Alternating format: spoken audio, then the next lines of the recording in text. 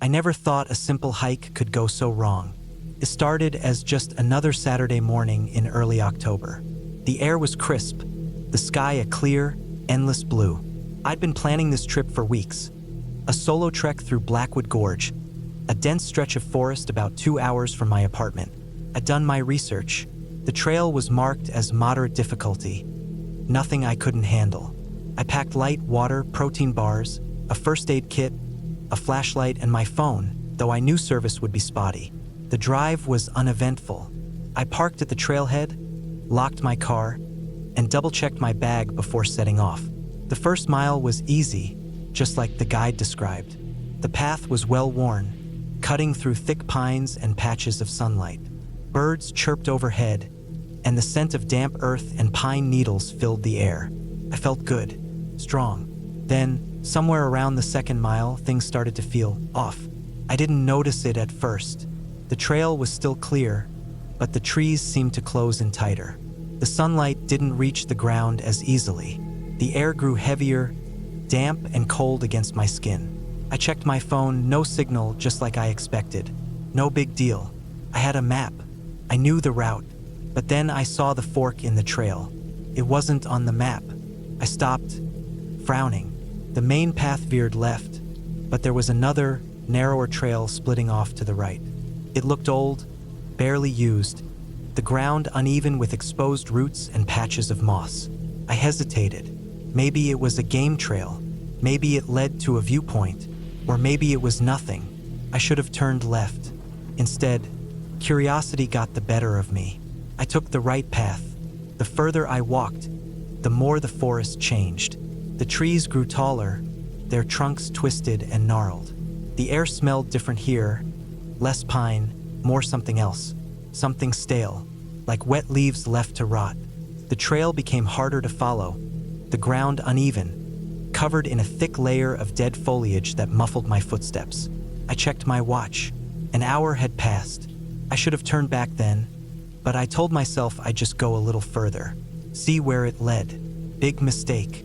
The first sign that something was really wrong was the silence. No birds, no rustling of animals in the underbrush, just nothing. Even the wind seemed to die here.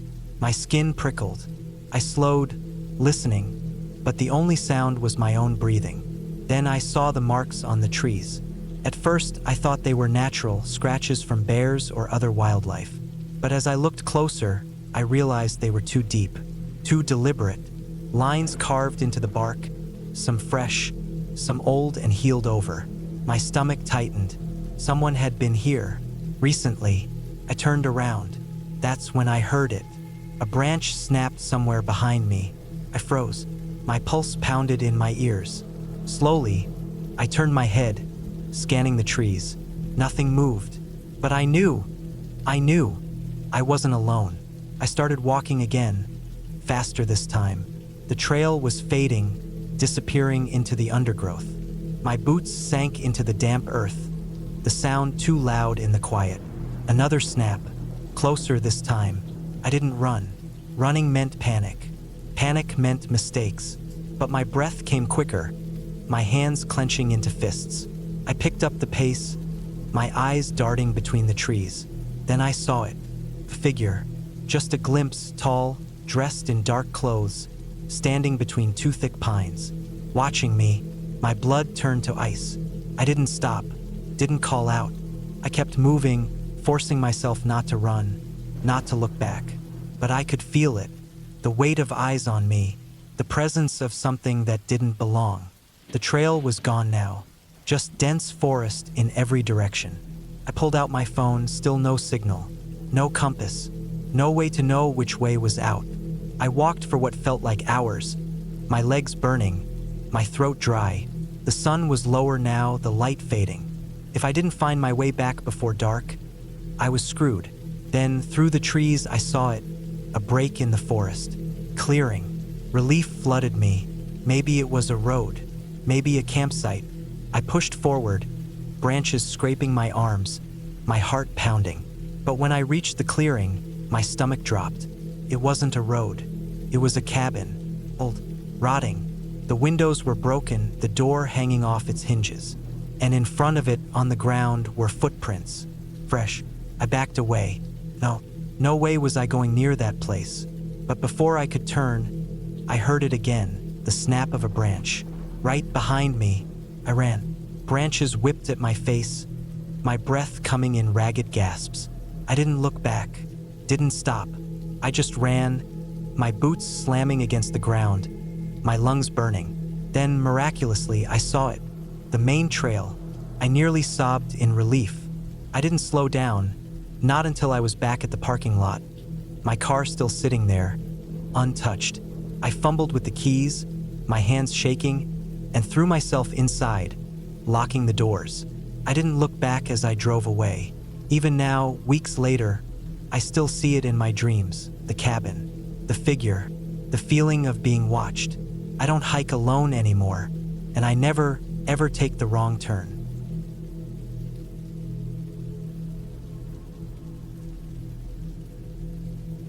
I was backpacking in the high country of the Rocky Mountains, somewhere in a remote stretch of wilderness in Colorado.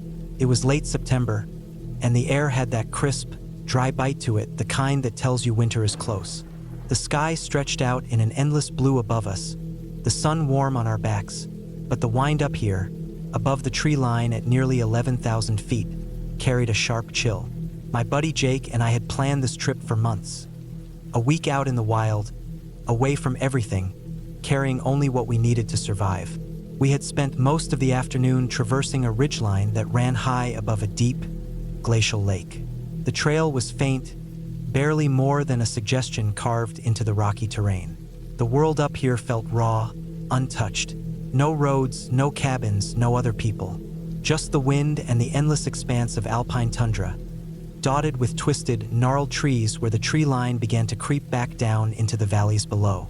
It was sometime in the late afternoon when we saw it. A skull, bleached and clean, resting on a patch of bare rock just off the trail. At first, I thought it was from an elk or maybe a mule deer, but as I got closer, I realized it was something else entirely. The long, smooth shape, the thick, powerful jaw, it was a horse. A big one, judging by the size of the skull. Jake nudged it with the toe of his boot. "Damn," he muttered. "That's weird." I nodded. There was no sign of the rest of the body, just the skull, sitting there like some kind of offering. No other bones, no fur, nothing. The wind had scoured this place clean, but even then, it didn't make sense. A skull this intact should have had some sign of the body nearby. We took a few pictures, then moved on. Our camp wasn't too far away, near the lake below us. It was a perfect spot, flat, sheltered from the worst of the wind, and close to fresh water. By the time we got our tents set up, the sun had begun to dip toward the jagged peaks to the west, casting long shadows over the valley. The temperature dropped fast, and we pulled on extra layers as we worked on filtering water from the lake. That's when we saw it. Down near the edge of the water, half submerged in the shallows, was the rest of the horse. The body was bloated, the hide peeling away in places to reveal sickly yellow flesh underneath. The legs were twisted at unnatural angles, like it had fallen from somewhere high and shattered on impact. Flies swarmed over the exposed meat, their droning hum loud in the otherwise silent evening air. The smell hit me a second later, thick, wet, and rotten, the kind that makes your stomach twist. Jake cursed under his breath, pulling his shirt up over his nose. Jesus, that's nasty. But that wasn't the only thing. Scattered around the carcass, floating in the water and lying among the damp stones, were dozens of old film strips. The negatives were curled and brittle, some torn, others still intact, their dark images barely visible in the fading light. I bent down and picked one up. Holding it to the sky, I could just make out blurry figures. People, maybe? A man? A woman? I wasn't sure. "What the hell?" I muttered. Jake picked one up too, turning it over in his fingers. "Why are these here?" There was no reason for them to be. No old cabins, no campsites, no signs that anyone had been here recently. And yet, here they were, scattered like leaves around a rotting corpse. A cold feeling crept up my spine. Something about this wasn't right. The horse, the skull, the film, it didn't add up. It felt wrong. like we had stumbled onto something we weren't supposed to see. We didn't talk much as we hiked back to camp. The wind had died down, leaving the valley eerily silent. Even the birds had gone quiet. That night, as we lay in our tents, I couldn't shake the feeling that something was watching us. The next morning, we packed up early.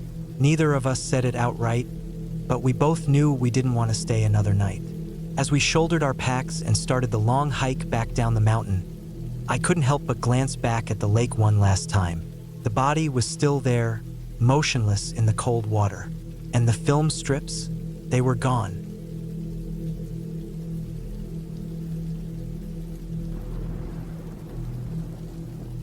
The air smelled like pine and damp earth. My boots crunched over dead leaves and twigs as I climbed higher up the trail. Black Ridge wasn't the tallest mountain around, but it was steep, jagged, and most importantly, empty. No tourists, no rangers, just me and the wilderness. That's what I wanted. Solitude. I adjusted my backpack straps, feeling the weight of my water, food, and the old hunting knife my dad gave me years ago. The sun hung low, maybe 2 hours left before dark. I wasn't worried. I'd camped alone before. The trees thinned as I reached a rocky outcrop. Below, the valley stretched out, a sea of green fading into blue shadows. I took a swig from my water bottle, wiped my mouth, and kept walking. Then I heard it. A snap. Not the usual rustle of squirrels or birds. Something bigger. I stopped, listened. Silence. Probably a deer. Maybe a bear. I wasn't stupid. I knew black bears roamed these woods, but they usually ran the other way. I kept moving. The trail narrowed, winding along the ridge. The wind picked up, whistling through the rocks. My skin prickled. That feeling, the one you get when you know you're being watched. I turned. Nothing. Just trees and shadows. I laughed under my breath. Too many horror movies. Then I saw the footprints. Fresh. Too big to be mine. Boot prints, deep in the mud. Someone had been here recently. My stomach tightened. I wasn't alone. The sun dipped lower. Golden light turned to gray. I walked faster, scanning the trees. Every rustle made my pulse jump. Then I smelled smoke. A campfire. I crouched, moving off the trail, my breath shallow. Through the bushes, I saw it. A small fire, a tarp strung between trees. A man sat beside it, his back to me. He wore a dark jacket, his hair wild and greasy. No backpack, no gear, just him. My throat went dry. This wasn't a hiker. I backed away, careful, quiet. One twig snapped under my boot. The man's head jerked up. I froze. He turned, eyes scanning the trees. His face was gaunt, unshaven. A scar ran down his cheek. Then he smiled. Not a friendly smile. I ran. Branches whipped my face. My heart pounded so loud I couldn't hear anything else. Behind me, footsteps crashed through the brush. Faster. I tripped, landed hard on my hands, scrambled up. The ridge dropped sharply to my left. A fall would break bones. I veered right into thicker trees. The man was close. I could hear his breathing, ragged and fast. My knife. I fumbled for it, fingers slipping on the handle. A hand grabbed my backpack, yanked me backward. I spun, slashed blindly. The man howled, clutching his arm. Blood seeped through his sleeve. His eyes locked onto mine. Pure hate. I didn't wait. I ran. Night fell. I didn't stop. My legs burned. My lungs ached. I didn't know where I was anymore. Just away. Then, through the trees, a flicker. A cabin. I stumbled toward it, banged on the door. No answer. I tried the handle, locked. The man's footsteps crunched behind me. I smashed a rock through the window, climbed in. The cabin was small, dusty. A hunting rifle hung on the wall. I grabbed it, loaded it with shaking hands. The door burst open. The man stood there, panting, blood dripping from his arm. His smile was gone. I raised the rifle. He froze. We stared at each other. Then he backed away, vanished into the dark. I didn't lower the gun until sunrise. The rangers found me the next day. They'd been looking for him, a fugitive hiding in the woods. I didn't sleep for weeks, but I still hike, just not alone. and I always carry a gun now.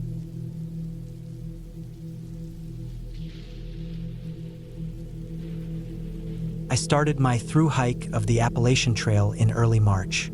It was 2017 and I was 26 years old, fresh out of a job I hated, looking for something different. I had saved up for 2 years, planning every step, every resupply point, and every bit of gear I'd need. But no amount of planning can prepare you for the sheer reality of the trail. The blisters, the exhaustion, the hunger that makes even instant mashed potatoes taste like a feast. And, of course, the people you meet along the way. By the time I reached Vermont in late August, my body had toughened up, and my mind had settled into the rhythm of hiking. I had lost count of how many miles I had walked, how many sunrises I had seen from the edge of some fog-covered ridge, how many nights I had spent in my tent listening to the rustling of unseen creatures in the underbrush. Most of the people I had started with were either far ahead or had dropped out. I was mostly alone now, which I preferred. One afternoon, after a long stretch of dense, silent forest, I came across a small clearing. A simple wooden sign was nailed to a tree, hand-painted with the words, "Ice cream ahead," and an arrow pointing down a narrow dirt path. I had heard rumors about this place. An old man who lived just off the trail, offering ice cream to hikers. Some people called him the Ice Cream Man. I was hot, my water was running low, and the idea of a cold treat was too tempting to pass up. The path led me through a stretch of overgrown grass, and then the house came into view. It was a small, single-story home with faded blue siding and a sagging front porch. A wooden rocking chair sat empty near the door. The house looked weathered but lived in, with flower pots on the windowsill and a few stacked crates by the steps. I knocked on the door. For a long moment, there was no sound from inside. Just when I was about to turn back, the door creaked open, and an old man peered out. He had a hunched posture, thick glasses that magnified his pale blue eyes, and a thin, patchy beard. He smiled, a small, gentle expression, and without a word, he reached out, took my hand lightly, and guided me inside. The air inside was cool and smelled faintly of vanilla and old books. The kitchen was cluttered but cozy. A small table sat in the center of the room, covered with a checkered cloth. Shelves lined the walls, filled with ceramic mugs, faded postcards, and jars of homemade preserves. An old radio played softly in the background, some old folk song I didn't recognize. The man let go of my hand and went to the freezer. He pulled out an orange cream popsicle, unwrapped it, and handed it to me. Then, without a word, he sat down at the table, opened a battered copy of Where the Wild Things Are, and began to read. At first, I was too surprised to react. The whole situation felt oddly surreal. Here I was, deep in the woods, being read a children's book by an old man I had never met, sucking on a popsicle like a kid. His voice was soft but deliberate, his fingers tracing the words on the yellowed pages. I sat there, listening, feeling the cold sweetness of the ice cream melt against my tongue. Halfway through the story, I glanced up and realized he was watching me, not in a threatening way, but in a way that made me feel observed, studied, like he was gauging my reactions. His lips moved as he read, but his eyes stayed on me. The popsicle was gone too quickly. I set the stick on the table. My fingers were sticky. The man kept reading, his voice steady, never missing a beat. I stood up. "I should get going," I said. My voice sounded too loud in the quiet room. He didn't respond right away. He finished the sentence he was reading, then closed the book slowly, carefully, as if he had all the time in the world. He folded his hands on the cover and looked at me. His expression was unreadable. "Thank you," I said, because I felt like I had to say something. He nodded. Then finally he spoke. His voice was dry, papery. "Come back if you're ever this way again." I forced a smile, muttered something about making miles before dark, and left. The screen door banged shut behind me. The hike back to the main trail felt longer than before. The sun had shifted, casting the trees in long, spindly shadows. The air was heavy, buzzing with the sound of unseen insects. My skin felt clammy. I told myself I was just tired, that I had spent too long sitting inside, that my body wasn't used to stopping like that. But I couldn't shake the feeling that something had been off. When I finally reached the trail, I didn't look back. I picked up my pace and hiked until the sky turned orange and the air cooled. I set up my tent near a small stream, made dinner, and tried to push the experience out of my mind. The next morning, curiosity got the better of me. I pulled out my guidebook, flipping through the pages until I found the note about the ice cream man's house. There was a small blurb about him, how he had been offering ice cream to hikers for years, how people would stop by and rest at his place. But something caught my eye. A note at the bottom read, "Home abandoned since 2014. Last known resident passed away. House still stands, but no longer in use." I stared at the words, my stomach twisting. That couldn't be right. I had just been there. I had seen the flowers in the window, heard the music playing, eaten the popsicle he had given me. He had read to me. I had sat at his table. I closed the book, packed up my gear, and I kept walking.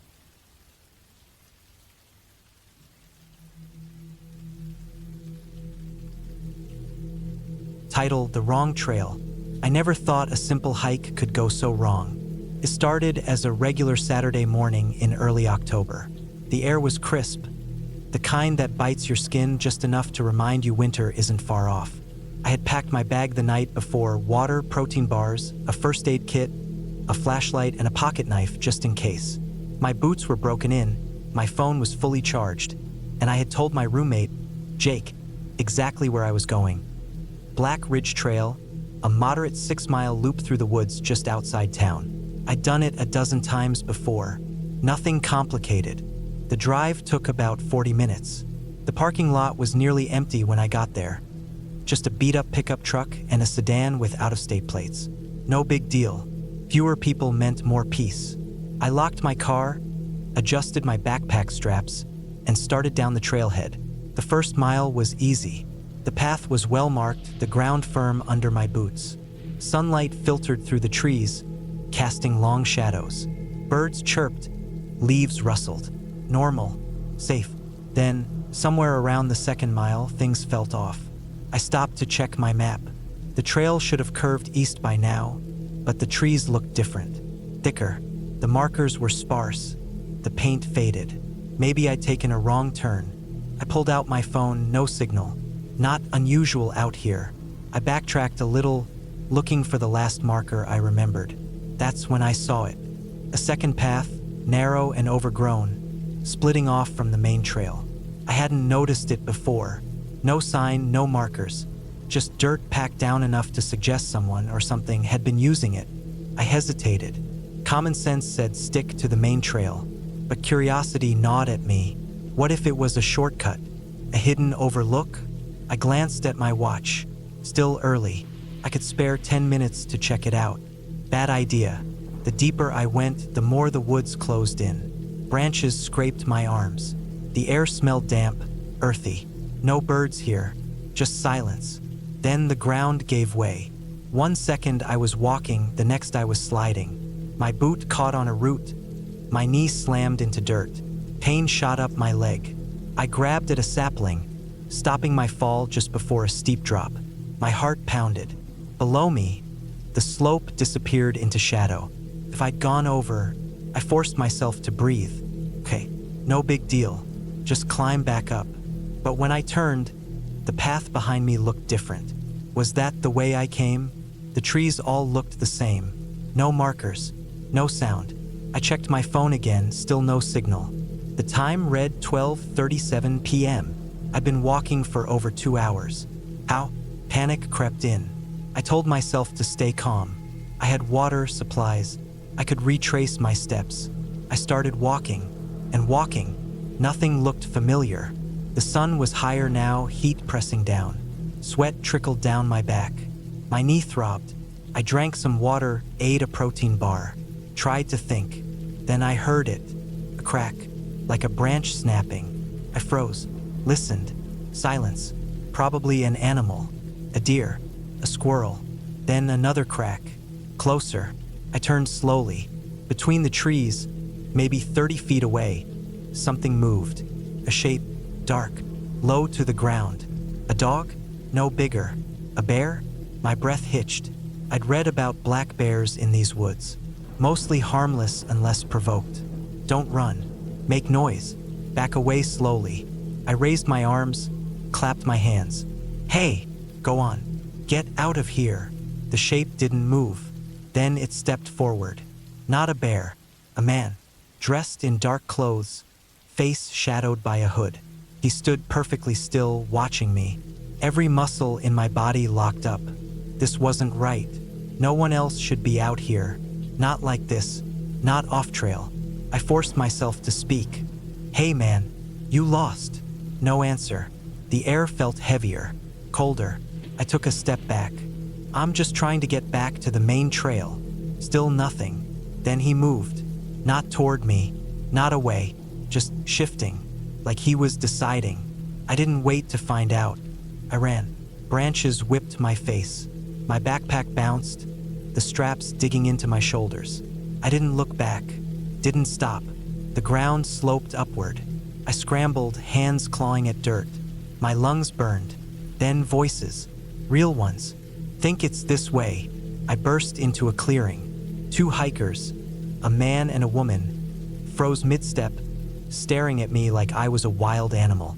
I must have looked insane, covered in dirt, breathing like I'd sprinted a marathon. Are you okay? The woman asked. I turned, half expecting to see the hooded man behind me. Nothing, just trees. Yeah, I gasped. Yeah, I got lost. They exchanged a glance. The main trail's just up there, the man said, pointing. I didn't relax until I saw the markers again. Bright yellow paint on the trees. Civilization. The rest of the hike was a blur. I didn't stop moving until I reached my car. I locked the doors, checked the back seat. Empty. I drove straight to the ranger station. The ranger, a guy in his 50s with a salt and pepper beard, listened as I explained. He frowned when I described the man. You're not the first to report something like that, he said. We've had a few incidents. Poachers, maybe, or just some weirdo messing with hikers. Is he dangerous? The ranger sighed. No confrontations yet, but we'll increase patrols. It wasn't enough, but it was something. I didn't hike alone after that, and I never, ever left the marked trail again.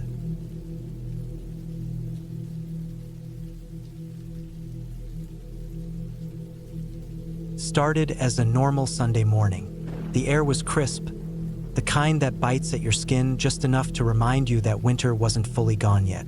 I had packed my bag the night before: water, protein bars, a first aid kit, and a flashlight, even though I planned to be back before dark. My boots were broken in, my jacket thick enough to keep the chill out. I wasn't some amateur. I'd done this trail before, the one that loops around Black Ridge, a quiet stretch of woods about an hour from town. The first few miles were easy. The path was clear, packed dirt under my boots, sunlight filtering through the trees in thin, golden streaks. Birds chirped somewhere above me, and the wind rustled the leaves in a steady rhythm. I checked my phone out of habit, but there was no signal out here, not until the summit. I didn't mind. That was part of the appeal. No emails, no calls, just the crunch of my footsteps and my own breathing. Then I took the wrong turn. I didn't realize it at first. The trail split near a cluster of boulders, one path veering left, the other right. I could have sworn I went left last time, but the right fork looked more familiar. Maybe it was the way the sunlight hit it or the way the trees bent just so. I didn't think much of it.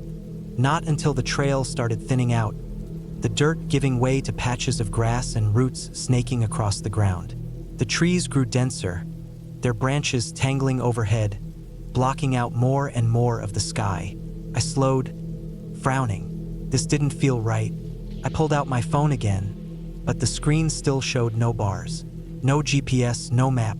Just the time, 12:37 p.m. I wasn't lost. Not yet. I could turn back, retrace my steps. But the idea of admitting I'd taken the wrong path so early in the hike felt stupid. Maybe this was just a less traveled part of the trail. Maybe it looped back around. So I kept walking. The air got heavier, damper. The sounds of birds faded, replaced by the occasional rustle in the underbrush. A squirrel, probably, or a rabbit. Nothing to worry about, but the silence was unnerving. The woods weren't supposed to be this quiet in the middle of the day. Then I saw the first marker, or what was left of it. A wooden post, half rotted, the symbol on it too weathered to read. It leaned at an angle like something had knocked into it. That was when the first real prickle of unease crept up my spine. This wasn't part of the maintained trail. I should have turned back then, but I didn't. I told myself I'd just go a little farther, see if the path cleared up. Maybe it was an old hunting trail. Maybe it would reconnect with the main one. The deeper I went, the more the trees seemed to close in around me. The ground sloped downward, the dirt turning to mud in patches where the sunlight couldn't reach. My boots sank slightly with each step, the wet earth making a soft, sucking noise. Then I heard it, a snap. Not the small, quick sound of a twig breaking under a squirrel's weight. This was heavier, deliberate. I froze. My breath came out in slow, quiet puffs of white. I didn't move, didn't even turn my head. Just listened. Nothing. Maybe I imagined it.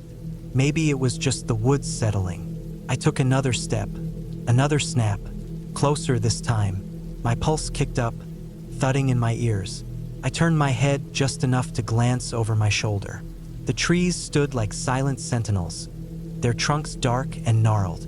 Nothing moved, no shadows shifting, no eyes staring back.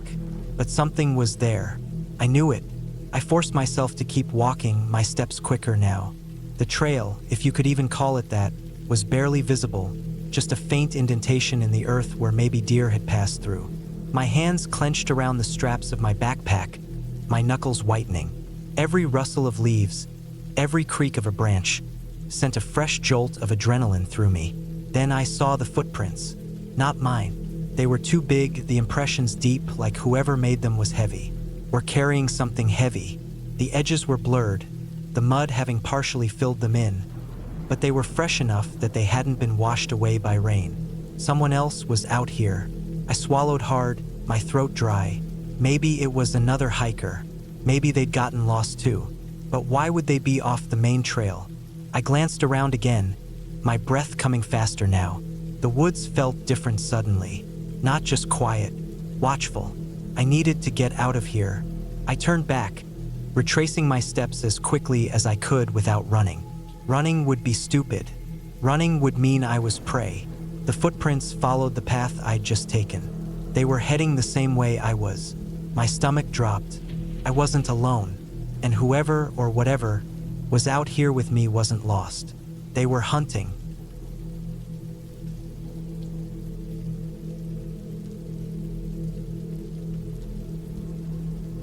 The sun was already dipping behind the trees when I realized I wasn't on the trail anymore. The path had been clear at first, well-marked, packed dirt under my boots, the occasional hiker passing by with a nod. But somewhere between the third bend and the rocky outcrop where I stopped to drink water, I must have taken a wrong turn. Now, the trees were thicker, their branches clawing at the dimming sky. The ground was uneven, roots twisting up like gnarled fingers waiting to trip me. My breath came faster, my chest tight. I pulled out my phone, no signal. The battery was at 18%. Useless. I told myself to stay calm. I had a compass in my bag. I fumbled for it, my fingers brushing against the water bottle, the granola bar wrappers, the extra socks I packed just in case. Finally, I gripped the cold metal and pulled it out. The needle wobbled, then settled. North. Okay. The trail had been heading east. If I just kept moving in that direction, I'd hit it again. I started walking. The forest didn't sound right. No birds, no rustling of small animals. Just the creak of branches and the whisper of leaves underfoot. My boots sank slightly into the damp earth, leaving deep prints behind. I tried not to think about how easily someone or something could follow them. Then I saw the cabin. It wasn't on any map. It wasn't supposed to be here.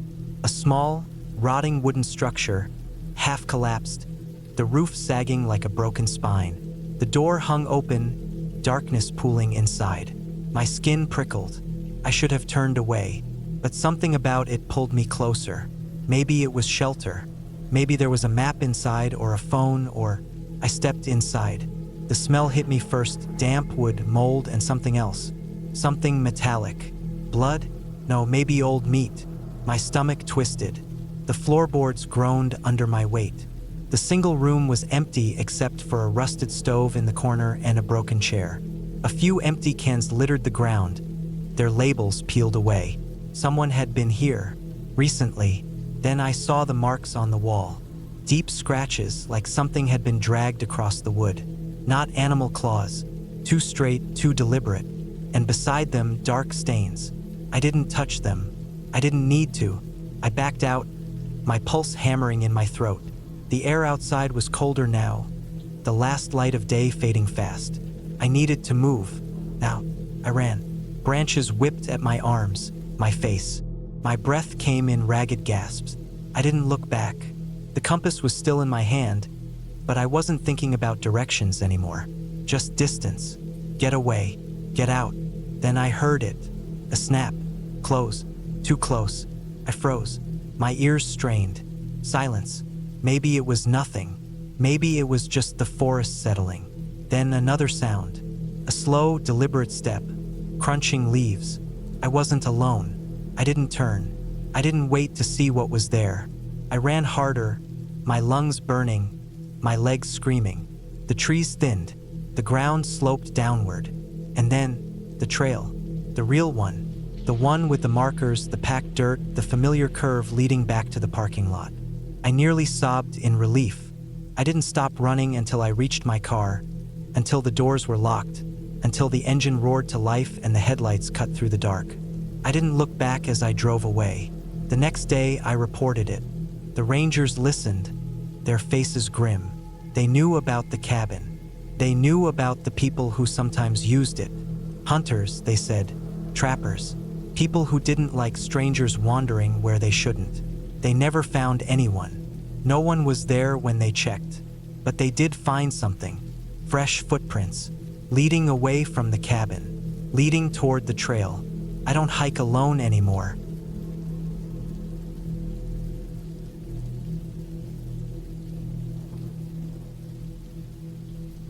I never thought a simple hike would turn into the worst day of my life. It started like any other morning. Cool air, the smell of pine, and the sound of my boots crunching on dry leaves. The trail was familiar, one I'd taken dozens of times before. 6 miles up to Black Ridge, then back down before sunset. Easy, routine. But this time, something was off. The first sign was the silence. No birds, no rustling in the underbrush. Just the wind pushing through the trees like a slow breath. I told myself it was nothing. Maybe the animals were hiding from a predator. Maybe the heat was keeping them still. Then I saw the footprints. Not mine. Not from any boot. These were barefoot, deep, like someone heavy had been running. The toes dug into the dirt. The heels smeared as if they'd slipped. My stomach tightened. Who the hell hikes barefoot in the middle of nowhere? I kept walking, slower now, listening. The trees were too thick to see far, but I felt eyes on me. The back of my neck prickled. I turned, nothing. Just branches swaying. Then I heard it. A snap. Not from an animal. Too loud. Too deliberate. I froze. My breath came fast. The air smelled like sweat and damp earth. I scanned the trees, the rocks, the shadows. Nothing moved. I told myself to keep going. Just get to the ridge, then back. No big deal. But the footprints kept appearing. Fresh. Always fresh. Then I saw him. A man. Tall, gaunt, his skin streaked with dirt. He wasn't wearing shoes. His feet were cracked, bleeding. He stood between 2 trees, staring. Not at me, through me, like I wasn't even there. I didn't move, didn't breathe. His head tilted, slowly, like he was listening. Then his lips pulled back, not in a smile, in a snarl. I ran. Branches whipped my face. My lungs burned. I didn't look back. Couldn't. The trail twisted. I stumbled, fell, scrambled up. My hands were scraped, bleeding. I didn't care. I had to get out. Then I heard him behind me, not running, walking, fast, unhurried, like he knew I couldn't escape. I reached the ridge. No one there. Just open sky and the valley below. Nowhere to hide. I turned. He was closer. His eyes were hollow. His fingers twitched. I backed up. The edge of the cliff was right behind me. One more step and he lunged. I dropped, hit the ground hard. He stumbled past me off balance. I didn't think. I shoved. He fell. No scream, just the sound of his body hitting the rocks below. I didn't look. I ran. All the way down. All the way home. The cops found his body. A drifter.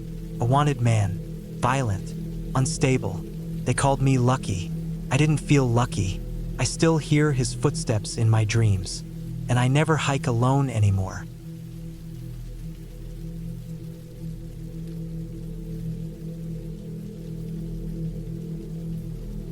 I remember the day clear as if it just happened. It was late spring in 1998, and my buddy Mark and I had a gold claim deep in the Cascade Mountains of Oregon. We had been working that claim for a few years, traveling up there in the warmer months to pan and check how the river changed over winter. Heavy snowmelt sometimes moved things around, and a fresh run of gold could be found if you knew where to look. That day, we had decided to hike upriver with our dogs to scout for any new gravel beds that might be worth working later in the summer. The hike was long and rough. No proper trails, just steep rocky terrain, thick underbrush, and fallen trees. The river carved its way through the valley, loud and fast with the season's meltwater. The place was as wild as it got, 15 miles from the nearest paved road, and another 30 beyond that before you hit any kind of town. If something went wrong, you were on your own. Mark was older than me, in his late 50s, but he moved through the wilderness like he had been born in it. He had a wiry build, always carried a pack with supplies, and never went anywhere without his revolver. I carried my own pistol, a .357 Magnum. Out there, it wasn't about feeling tough or making a statement. It was common sense. We both knew what lived in these mountains. Black bears, cougars, and the occasional wolf. But knowing and seeing were two different things. In all our years hiking the area, we had never once seen a mountain lion. We knew they were around, but they were ghosts, staying hidden in the shadows, watching, waiting. We had been hiking for hours when Mark spotted a fallen log near the riverbank and decided to take a break. He pulled out a cigarette, sat down, and lit up. I sat beside him, watching the water churn over rocks and logs. The river had carved a small cliff behind us, with a ridge about 15 feet up. The trees clung to the steep incline, roots twisting through the dirt like grasping fingers. The dogs, Mark's 2 small terriers and my German shepherd, Duke, had been running around sniffing everything, enjoying themselves. But suddenly, the mood shifted. Mark's terriers came trotting back, tails tucked, whining as they pushed themselves under his legs. Duke, normally calm and steady, stood up stiff, his fur bristling, lips curled in a low, guttural growl. I felt it in my gut before I even turned around. Something wasn't right. I followed Duke's gaze up the ridge, and that's when I saw it.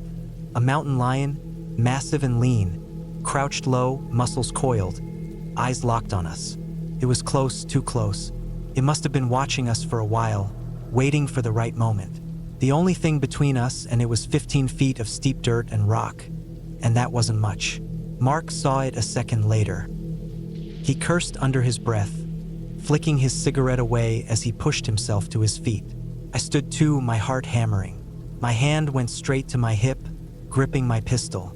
The cougar's ears flattened, its tail flicked, and for a second, I knew it was about to pounce. I didn't think. I just reacted. I threw my arms up and let out the loudest, most guttural yell I could manage. Mark did the same, his voice booming through the trees. At the same time, I pulled my pistol, aiming straight at the cat.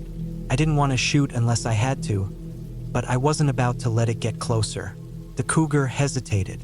Its eyes darted between us, calculating. Then, just like that, it turned and bolted. It disappeared into the trees with a few powerful strides, and within seconds, it was gone. We stood there, breathing hard, hands still on our guns. Duke let out a few sharp barks, his tail still stiff as a rod. Mark exhaled, shaking his head. "Jesus," he muttered. "That was too close." I nodded, still scanning the ridge, making sure the cat wasn't circling back. My mind raced with the what-ifs. If the dogs hadn't noticed it, if it had pounced before we turned around, if we hadn't been armed, I shook the thought away. No use dwelling on it. After a few minutes, we decided to head back. We didn't feel like exploring anymore. The long hike back to camp was quiet. The dogs stuck close, and I couldn't shake the feeling of being watched. Every snapped twig, every rustle in the brush set my nerves on edge. We made it back to camp without incident, but I didn't sleep well that night. Every little sound outside the tent had me gripping my pistol, waiting. The next morning, we packed up and left earlier than planned. From that day on, I never went out there without a gun.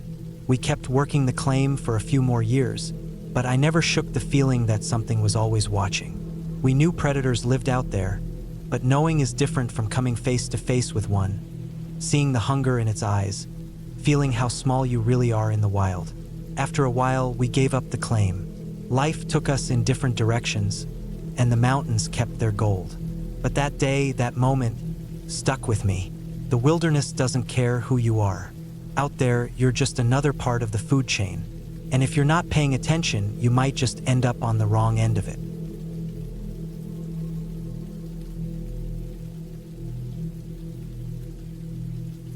The sun was already low when I decided to take the shortcut over Black Ridge.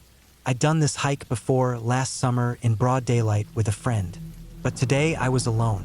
The trail was supposed to be a quick 3-hour loop, just something to clear my head before dark. I wasn't worried. The air smelled like pine and damp earth. My boots crunched over dry leaves and snapped the occasional twig. The trees were thick here, their branches weaving together overhead, cutting out most of the fading light. I checked my phone, no signal, but that wasn't unusual. The map was loaded, and I knew the way. Then I heard it, a sound like something heavy shifting in the underbrush. Not the light scurry of a squirrel or the rustle of a bird. Something bigger. I stopped, listening. The forest had gone quiet. No wind, no chirping, nothing. Just my own breath, loud in my ears. I told myself it was a deer, maybe a bear, though they usually stayed higher up. I took a step forward, then another, forcing myself to keep moving. The trail was getting harder to see, the shadows stretching long and twisted across the ground. That's when I saw the footprints. Not mine. Too big, too deep, like whoever made them was carrying something heavy. They veered off the trail, disappearing into the trees. My skin prickled. Hunters sometimes came out here, but not this late. And no hunter would leave prints like that, dragging, uneven, like they were hurt or dragging something. I pulled out my phone again. Still no signal. The battery was at 30%. I swallowed hard and kept walking, faster now. The trail dipped into a gully, the trees pressing in closer. The air felt colder here, damp. My breath came out in little clouds. Then I smelled it. Metallic, thick, blood. My stomach twisted. I didn't want to look, but I did. A dark stain smeared across a rock, still wet. A few feet away, a torn piece of fabric, blue, like someone's jacket. My hands shook. This wasn't an animal. Something bad had happened here. I turned back. The trail looked different now. Had I taken a wrong turn? The trees all looked the same. My pulse hammered in my throat. I checked my phone, 25% battery. The map loaded slowly, the little blue dot hovering over nothing but green. I was off the trail. A branch snapped behind me. I didn't turn. I ran.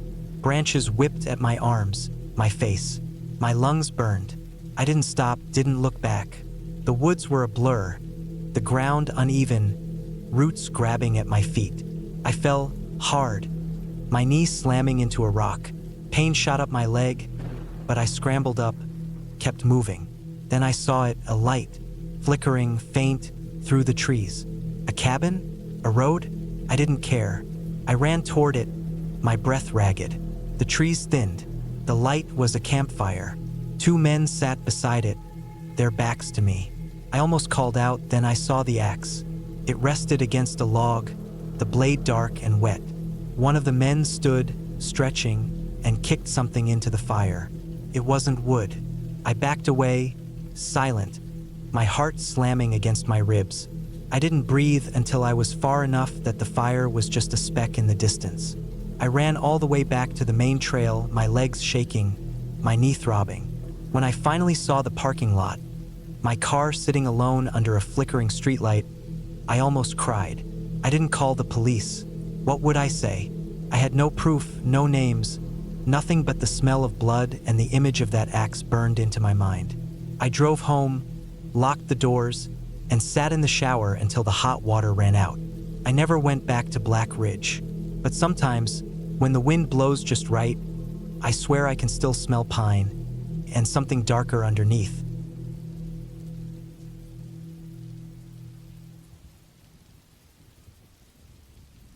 The morning had started like any other. The air was crisp, the sky a clear blue, and the scent of pine filled my lungs as I tightened the straps of my backpack. I was deep in the Adirondacks, a place I'd been before, but never alone. That should have been my first warning. The trail was well marked at first, neat little signs nailed to trees, arrows carved into wood. I followed them without thinking, my boots crunching over dry leaves and twigs. The sun filtered through the canopy, casting shifting patterns on the ground. I checked my map every now and then, but I wasn't worried. I knew this route. Then, somewhere around midday, things changed. The path narrowed. The trees grew thicker, their branches twisting together like skeletal fingers. The markers became fewer, then disappeared altogether.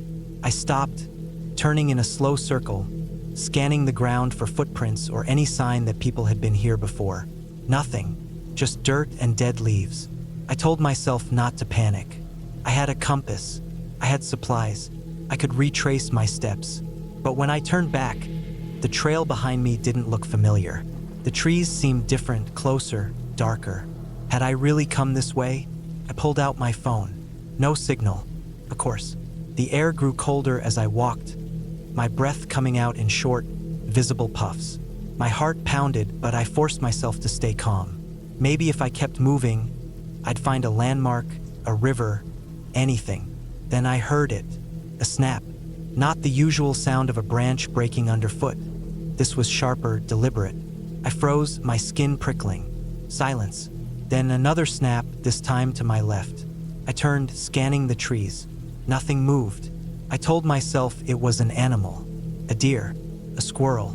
But the woods were too quiet. No birds, no rustling. Just that heavy, waiting silence. I kept walking, faster now, my pulse thudding in my ears. The terrain sloped upward, the ground uneven. My foot caught on a root, and I stumbled, barely catching myself. When I looked up, I saw it. A cabin. Small, wooden, half hidden by overgrown bushes. The windows were dark, the door slightly ajar. My stomach twisted. No one should be out here. This wasn't on any map. I should have turned around. But curiosity, or maybe desperation, pulled me forward. Maybe there was a phone inside, a radio, something. The floorboards creaked under my weight as I stepped inside. The air was thick with dust and the sour smell of rot. A table sat in the center of the room, covered in yellowed newspapers. I moved closer, squinting at the dates. 20 years old. A chill ran down my spine. This place had been abandoned for decades. Then I saw the photos. Polaroids pinned to the wall. Dozens of them. Hikers. Men and women, young and old. All with the same wide-eyed, terrified expression. Some were tied up. Others looked like they'd been running. My hands shook as I reached out, my fingers brushing the edge of one. That's when I heard the door slam shut behind me. I spun around. No one there. Just the wind howling through the cracks in the walls. But the door had been open. I hadn't touched it. Then came the footsteps. Slow, heavy, moving across the porch. I didn't wait to see who or what was coming. I bolted for the back of the cabin, shoving through a narrow hallway, my shoulders slamming into the wall. There had to be another way out. A window, anything. The footsteps grew louder, closer. I found a back door, half rotted, the wood splintering as I threw my weight against it.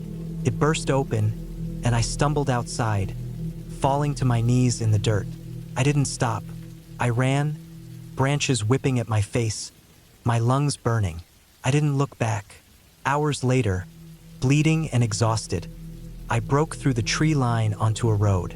A passing truck screeched to a halt, the driver shouting something I couldn't understand. I collapsed onto the asphalt, gasping, my fingers digging into the gravel like it was the only real thing left in the world.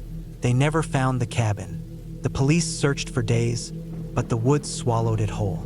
Maybe it was never there to begin with, but I know what I saw, and I know something was in those woods with me, something that didn't want me to leave.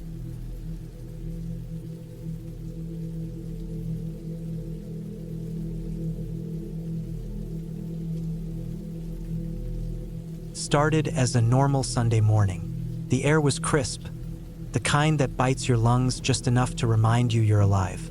I had packed my bag the night before: water, protein bars, a first aid kit, a flashlight, and a pocket knife just in case. My boots were broken in, my jacket thick enough to keep out the wind. I wasn't some amateur. I'd done this trail a dozen times before. The Pine Ridge Trail wasn't supposed to be dangerous. It was a 6-mile loop through dense forest, marked clearly with bright yellow signs nailed to the trees. I knew the path by heart: the steep climb up to the ridge, the flat stretch along the cliffside, then the winding descent back to the parking lot. Easy, routine. I set off at dawn, the sun barely breaking through the trees. The first mile was quiet, just the crunch of leaves under my boots and the occasional rustle of squirrels in the underbrush. The air smelled like damp earth and pine. I kept a steady pace, not too fast, not too slow. Then, somewhere around the second mile, I noticed something off. The trail markers were gone. At first, I thought I'd just missed one. Maybe it had fallen. But after another 10 minutes of walking, there should have been at least 2 more. There weren't. I stopped, scanning the trees. The forest looked different here, thicker. The path was narrower, the ground uneven with gnarled roots jutting out like fingers. I checked my phone, no signal. Not unusual for these woods, but still unsettling. I told myself not to panic. Maybe I'd taken a wrong turn without realizing it. I backtracked, looking for the last marker I'd seen. But the longer I walked, the less familiar everything looked. The trees loomed taller, their branches twisting into a canopy that blocked out most of the light. The air grew colder. My heart started pounding. I pulled out my compass. The needle wobbled, then settled. According to it, I was heading west, which should have taken me back toward the main trail. But after another 20 minutes, I was deeper in the woods, not closer to the path. That's when I heard it. A snap. Not the small, harmless kind from an animal. This was loud, deliberate. I froze. The forest had gone silent. No birds, no wind, nothing. Just the heavy thud of my own pulse in my ears. Then another snap. Closer. I didn't wait to see what it was. I turned and ran. Branches whipped at my face. My boots slipped on wet leaves, but I didn't stop. My breath came in ragged gasps, my lungs burning. I didn't know where I was going, just away. Then the ground disappeared beneath me. I fell. My shoulders slammed into something hard. A rock, a root. I couldn't tell. Pain shot through my arm. I tumbled down a slope, leaves and dirt filling my mouth, until I finally came to a stop at the bottom. I lay there, dazed, my whole body throbbing. When I opened my eyes, I saw it. A cabin. Old, rotting wood covered in moss. The windows were broken, the door hanging off its hinges. Shouldn't have been there. This wasn't part of the park. I should have turned and left. But my leg was bleeding, my head spinning.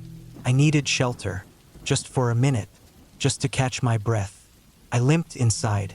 The air was thick with the smell of mildew and something else, something metallic. Blood? The floorboards creaked under my weight. The walls were covered in scratches, deep gouges in the wood like something had been trying to claw its way out. Then I saw the bones. Small. Animal, probably.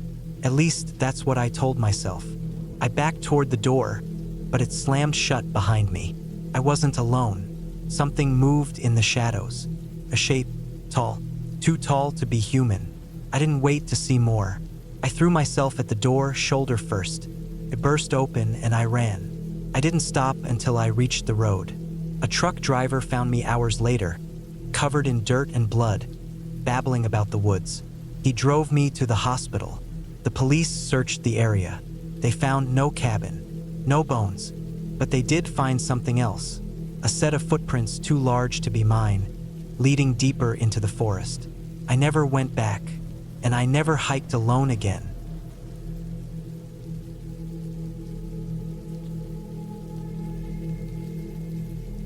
It started as an ordinary Saturday morning in late October. The air was crisp, the sky a pale blue streaked with thin clouds. I had packed my bag the night before: water, protein bars, a first aid kit, a flashlight, and a pocket knife just in case. My boots were worn in but sturdy, my jacket thick enough to keep out the mountain chill. I had checked the weather, clear skies all day. No rain, no storms. Perfect conditions. The trail was one I had done before, a loop through black pine forest that usually took about 5 hours if I kept a steady pace. I liked hiking alone. No distractions, no waiting for others to catch up. Just me, the trees, and the steady crunch of gravel under my boots. The first few miles were easy. The path was well marked, the trees tall and familiar. Birds flitted between branches, their calls sharp in the quiet. I took my time, stopping now and then to sip water or just listen to the wind rustling the leaves. Then, somewhere around the 3rd mile, I took a wrong turn. I didn't realize it at first. The trail had forked, and I must have taken the left path instead of the right. It looked similar, narrow, dirt-packed, winding between the pines. But as I walked, the trees grew thicker, the sunlight dimmer. The air felt heavier, damp. I checked my phone, no signal. Not unusual in these woods. I kept going, assuming the trail would loop back soon. Didn't. An hour passed. The path had vanished, swallowed by underbrush and fallen branches. I tried retracing my steps, but everything looked the same.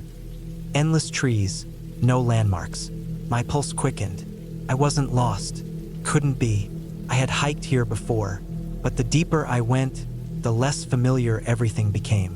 The ground sloped downward, the trees pressing in like silent watchers. My boots sank into soft earth, mud clinging to the soles. I pulled out my compass, but the needle spun lazily before settling.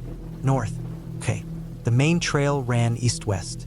If I headed north, I'd hit a road eventually. I walked and walked. The forest didn't thin. If anything, it grew denser, the canopy blocking out the sky. The air smelled of rotting leaves and damp bark. My water was running low. I forced myself to sip slowly, rationing. My stomach growled, but I ignored it. Then I heard it. A sound. Not an animal. Not the wind. Footsteps. I froze. Listened. There it was again. A slow, deliberate crunch of leaves. Too heavy to be a deer. Too steady to be random. Someone was following me. I didn't turn. Didn't call out. My fingers curled around the pocket knife in my jacket. I picked up my pace, weaving between trees, trying to keep quiet. The footsteps matched mine, always a few yards behind. I broke into a run. Branches whipped at my arms, my face. My breath came in sharp gasps. I didn't look back. Couldn't. The footsteps were faster now, closing in. My heart pounded so hard I could feel it in my throat. Then a clearing. Fallen tree. I scrambled over it, my boots slipping on wet bark. I stumbled, caught myself, kept running. A hand grabbed my shoulder. I spun, swinging the knife blindly. A grunt. The grip loosened. I didn't wait. I ran. The trees thinned. Light ahead, real light. Not the dim green haze of the forest. I burst onto a dirt road, lungs burning. A truck rumbled in the distance. I waved my arms, screaming. The driver slammed the brakes. I didn't look back at the woods as I climbed in. Didn't speak as the truck sped away. The man driving glanced at me, at my torn clothes and wild eyes, but he didn't ask questions. I never went back to Black Pine Forest, and I never hiked alone again.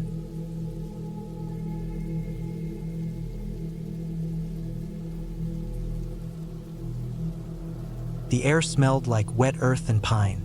My boots sank into the mud with every step, the ground still soft from last night's rain. Black Ridge wasn't the kind of place people hiked for fun. The trails were narrow, overgrown, and barely marked. But that's why I came. No crowds, no noise, just me and the wilderness. I adjusted my backpack, feeling the weight of my water bottle and the protein bars I'd packed. The map in my pocket was folded tight, edges worn from use. I'd studied it enough to know the general direction. Up the ridge, follow the faded blue blazes on the trees, then loop back before sunset. Simple. The first hour passed without trouble. Birds called from the branches above, and the wind rustled the leaves. The sun filtered through the trees in patches, warm on my skin. I kept a steady pace, my breath even, my muscles loose. Then the trail started to change.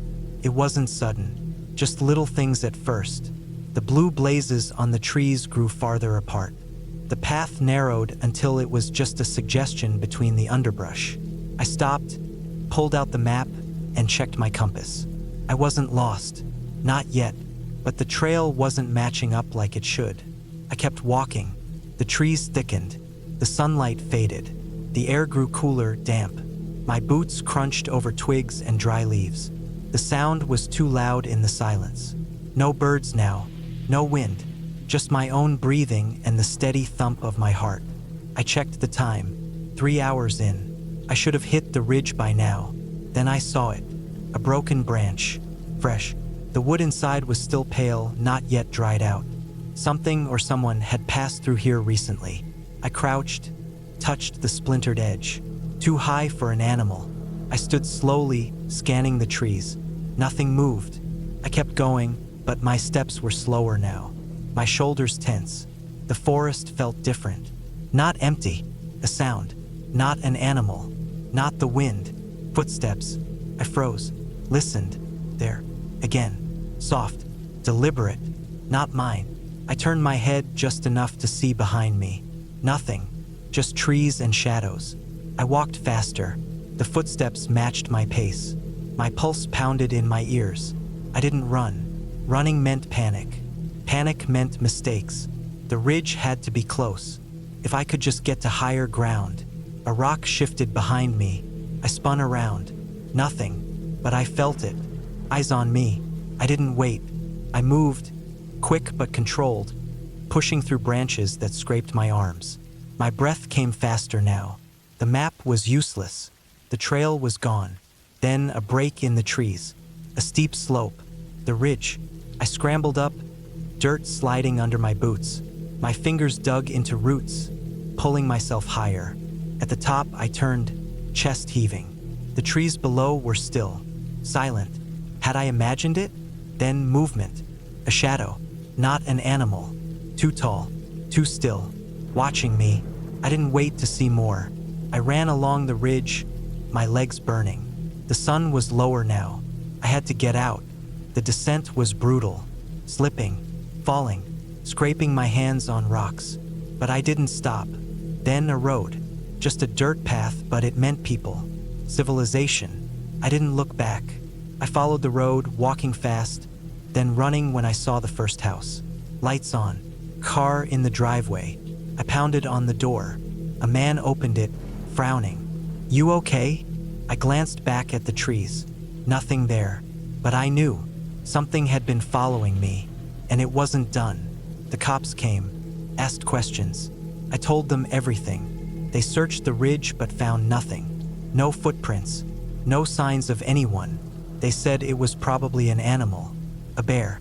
Coyote. My mind playing tricks in the wilderness. But I knew. That wasn't an animal. I didn't go back to Black Ridge. Not ever. Sometimes, though, when I'm alone at night, I think about the way the footsteps matched mine. How close they were. And I wonder if I had turned around a second later, what would I have seen?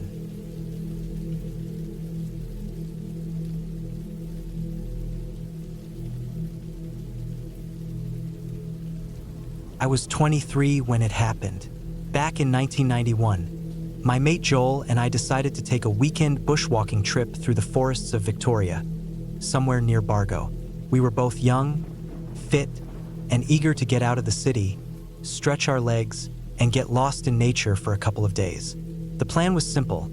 Hike in, set up camp near a small river we'd read about in an old travel guide, and hike back out by Sunday afternoon. The first day went as planned.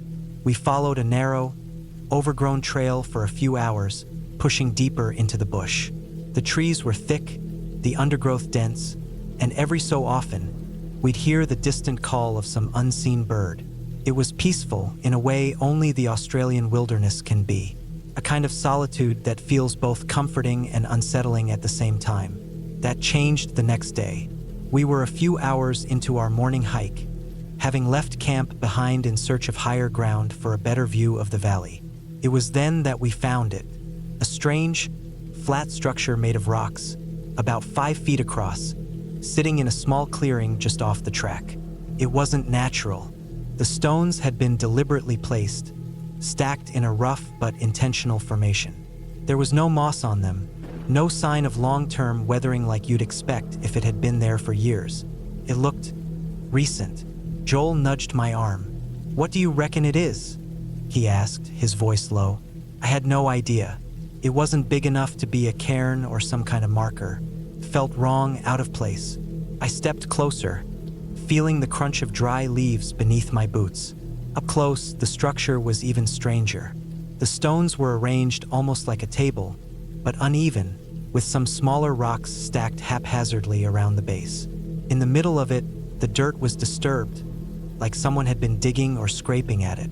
"Let's go," I said, suddenly uneasy. "This feels off." Joel hesitated, staring at the thing for another moment before nodding. "Yeah, all right." We didn't talk much after that. We just kept walking. Something about that place sat heavy on my chest, like a weight I couldn't shake. Every so often, I found myself glancing over my shoulder, half expecting to see someone watching us from the trees. But there was no one there. By mid-afternoon, we turned back toward our camp. The strange rock structure stayed in the back of my mind, gnawing at me like an itch I couldn't scratch. We didn't mention it again that night. It was just another weird, unexplainable thing in the bush, the kind of thing you shrug off and move on from. Months later, I saw it again. It was on TV, a current affairs show, running a segment on the arrest of some bloke accused of murdering backpackers. The cops had found bodies scattered across the Belanglo State Forest. Young people, hikers, travelers. They played footage from the crime scenes, showing shallow graves hidden in the bush, some barely covered, others more carefully concealed. Then they showed something else, a clearing not unlike the one Joel and I had found. And in that clearing, a stone platform, almost identical to the one we had seen. The newsreader called them altars, linked to some kind of ritualistic behavior suspected to be part of the killings. The victims' graves were often found within 300 yards of these sites. My stomach turned to ice. I sat forward, staring at the screen, my mouth dry. I knew that place. I had stood there. Joel had stood there. We had been so close, so fucking close, to something truly evil, and we hadn't even realized it. I called Joel immediately. His voice was tense, like he already knew why I was ringing. "You saw it too, didn't you?" "Yeah," I said. "It's the same one, Joel. It's the same fucking one." Neither of us spoke for a long time. The guy they arrested was named Ivan Milat, a serial killer, a monster. The details came out over the following months. How he had hunted his victims, taken them into the bush, tortured them before finally ending their lives. And then there was the other thing.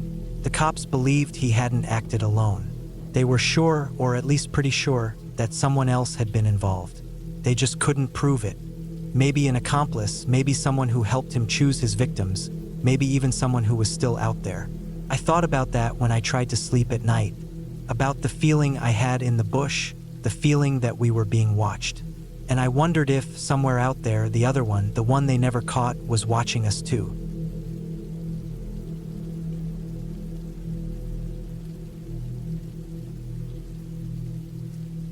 The sun was already low in the sky when I decided to take the shortcut.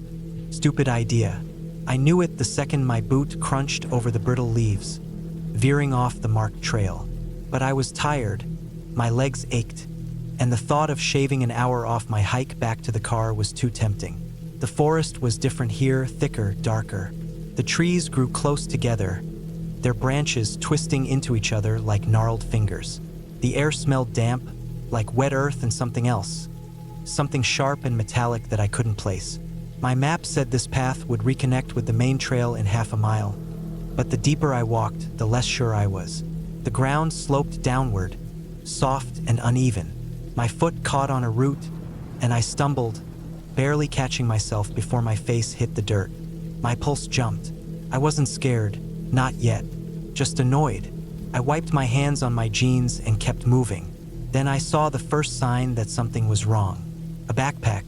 Not just any backpack, a hiker's pack, the kind with reinforced straps and waterproof lining. It was half buried in the leaves, the fabric torn, the zipper ripped open like something had clawed at it. My stomach tightened. People didn't just abandon gear like this. Not out here. I crouched down, poking at it with a stick. Inside, there was a crushed water bottle, a torn-up map, and a wallet. I didn't want to open it, but I did. A driver's license stared back at me. Some guy, mid-30s, grinning in his photo like he hadn't a care in the world. The date on it was from last year. I dropped the wallet like it burned me. My breath came faster now. This wasn't right. No one had reported a missing hiker in these woods, at least not that I'd heard. I stood up, scanning the trees. The shadows stretched longer now, the light fading fast. I needed to get back to the main trail. Now, I turned, retracing my steps, or at least I tried to. The trees all looked the same. The path I'd come down was gone, swallowed by the undergrowth. My heart hammered against my ribs. I pulled out my phone, no signal. Of course, I walked faster, my boots sinking into the soft earth. The air was colder now, the wind whispering through the branches. Then I heard it, a sound that wasn't the wind. A low, wet crunch, like teeth sinking into something soft. I froze, came from my left.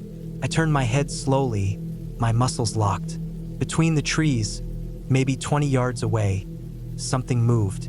Not an animal, not anything I recognized. A shape hunched and wrong, its back to me. It was kneeling over something dark and lumpy. I didn't wait to see more. I ran. Branches whipped at my face, my lungs burning. I didn't look back. Couldn't. My foot caught again, and this time I went down hard, my knee slamming into a rock. Pain shot up my leg, but I scrambled up, limping forward. The trees thinned suddenly, and then there, the main trail.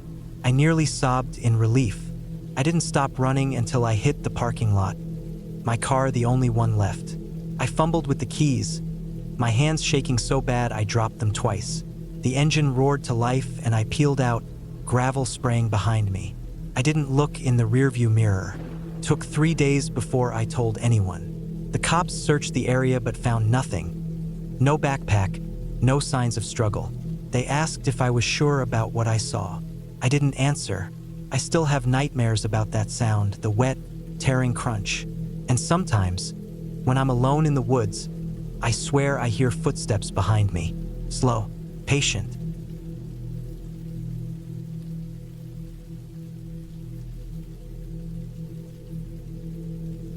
I've spent a lot of time backpacking and camping across the country.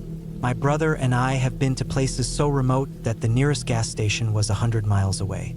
We've come across things that made no sense, things that made our stomachs turn, and things that stuck with us long after we left the woods behind. This is one of those things. It was the summer of 2013. My brother and I had taken a few weeks off work to do a long stretch of backpacking through the mountains in Montana.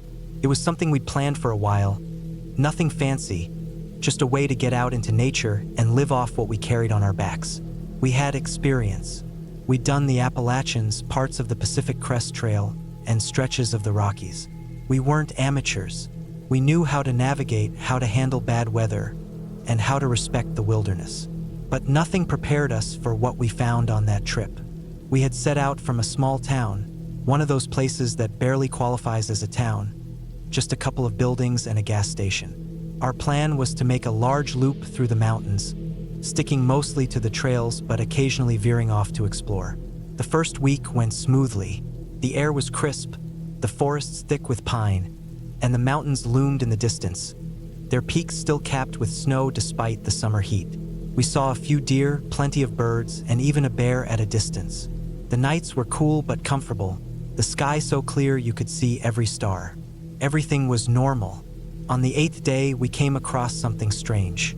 We were hiking along an old logging road when we saw a cluster of trailers up ahead. They were arranged haphazardly, like someone had just dragged them there and left them. Some were rusted, their windows broken, doors hanging open. Others looked newer, as if they had been lived in not too long ago. There was no sign of people, though. No cars, no smoke, no movement. Just silence. We approached cautiously. Places like this usually meant one of two things. Either a hunting camp that had been abandoned, or something we didn't want to mess with. Still, curiosity got the better of us. We walked through the middle of the trailer town, peering inside some of them. Most were empty, just old furniture and scattered trash. One had a mattress stained with something dark. Another had a pile of clothes in the corner, as if someone had just stepped out of them and never came back. The weirdest part was that some of the trailers had personal belongings left behind. Shoes, books, even food that had long since rotted. It was like people had left in a hurry, abandoning everything. We didn't stay long. The place had a bad feeling to it. It wasn't just that it was abandoned, it was the way it was abandoned. Like something had happened, and everyone had decided to leave all at once. We moved on, not talking much about it. A few days later, we found something worse. We had gone off the trail, following an old dirt road that we thought might lead to a good camping spot. We were deep in the woods, miles from any town, when we saw something in the distance. A fence. A tall barbed wire fence that stretched across the trees, enclosing a small clearing. It didn't look like it belonged there. It was old, rusted in places, but still standing strong. As we got closer, we saw something tangled in the wire. Bones. Dozens of them. At first, we thought they were just old animal carcasses. Deer, maybe. But as we stepped closer, we realized they weren't just bones. Some of the remains were still decaying. Pieces of fur and flesh clung to the barbed wire, caught like something had struggled desperately to get free. In the center of the enclosure was a post. A wooden post taller than a man, and wrapped around it, tangled and twisted like something had coiled itself there, were the decaying remains of 2 deer. Their bodies had rotted down to the bones in some places, but their hooves stuck out, frozen in a grotesque grasp. It wasn't just the sight of it that unsettled us. It was the arrangement, the way the skulls had been placed on the fence posts, almost like a warning. The way the deer had been wrapped around that center post, like someone had put them there on purpose. We didn't stay long. We didn't take pictures. We didn't even talk about it until much later. We just turned around and left. Whatever that place was, it wasn't meant to be found. And whoever had done that, whatever had done that, wasn't something we wanted to meet. That night, we camped in silence. The woods around us felt different. Every snap of a twig, every rustle of leaves had us on edge. We didn't start a fire. We didn't even set up our tent properly. We just lay there, listening, waiting for the night to pass. The next morning, we packed up and decided to cut our trip short. We'd seen enough. We were still days from the nearest town, but we moved fast. We barely stopped to eat. We just wanted to get out of those mountains. On the last day, as we were walking down an old road leading back to civilization, we saw something in the distance. A shape lying on the pavement. As we got closer, we realized what it was. A man, lying on his back, arms outstretched. His skin was pale, almost gray. His eyes were open, staring up at the sky. A needle was still in his arm, his belt tied tight around it. He looked like he had been there for a while, but not too long.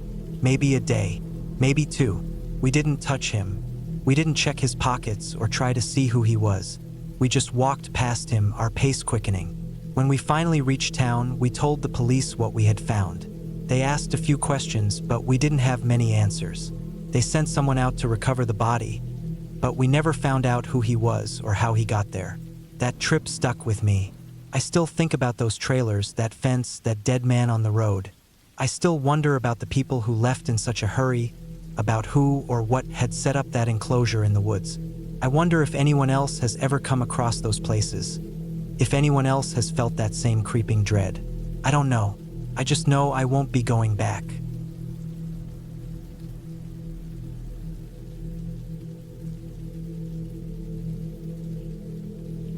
It was the summer of 2014, and I was 22. My boyfriend, Mark, and I had been dating for about a year, and we had a habit of sneaking off to do things we probably shouldn't have been doing in places we definitely shouldn't have been doing them. That's how we ended up in Clearwater Park that night.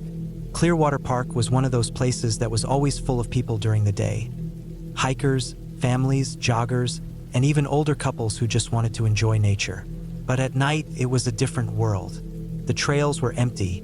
The air was thick with the scent of damp earth and pine, and the only sounds were the occasional rustling of unseen creatures and the whisper of the river moving over the rocks. We had been there before at night, but never that deep into the park. This time, we had wandered further in, following the winding trails until we found a picnic area near the river. The clearing was wide, with a few wooden tables scattered around. The moon was high, reflecting off the water and casting a dull glow over the area. It wasn't enough to see clearly, but it was enough to make out shapes.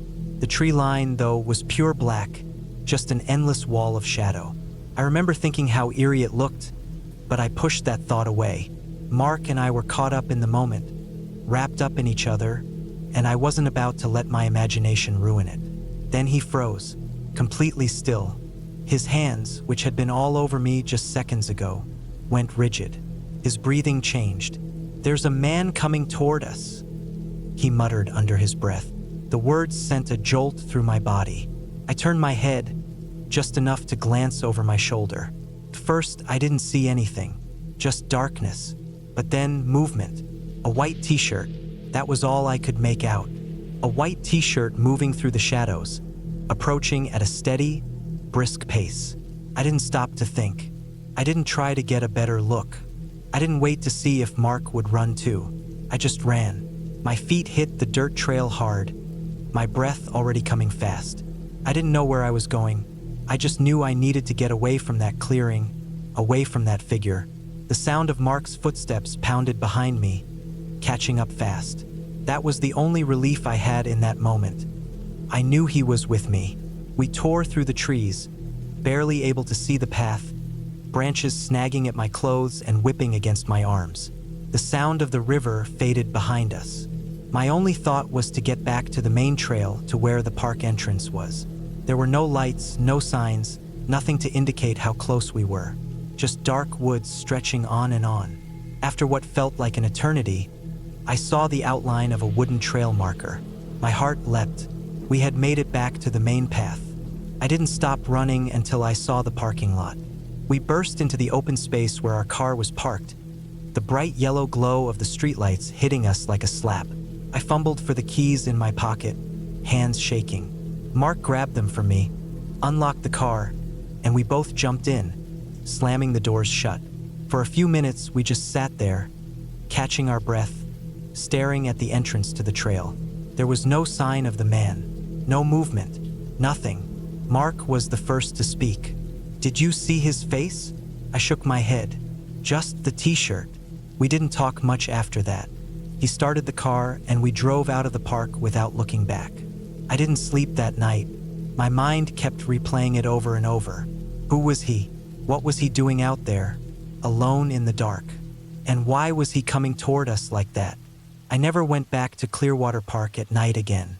Mark and I broke up a few months later. But to this day, whenever I pass that park during the day, I think about that night. And I wonder if he's still out there, waiting in the trees.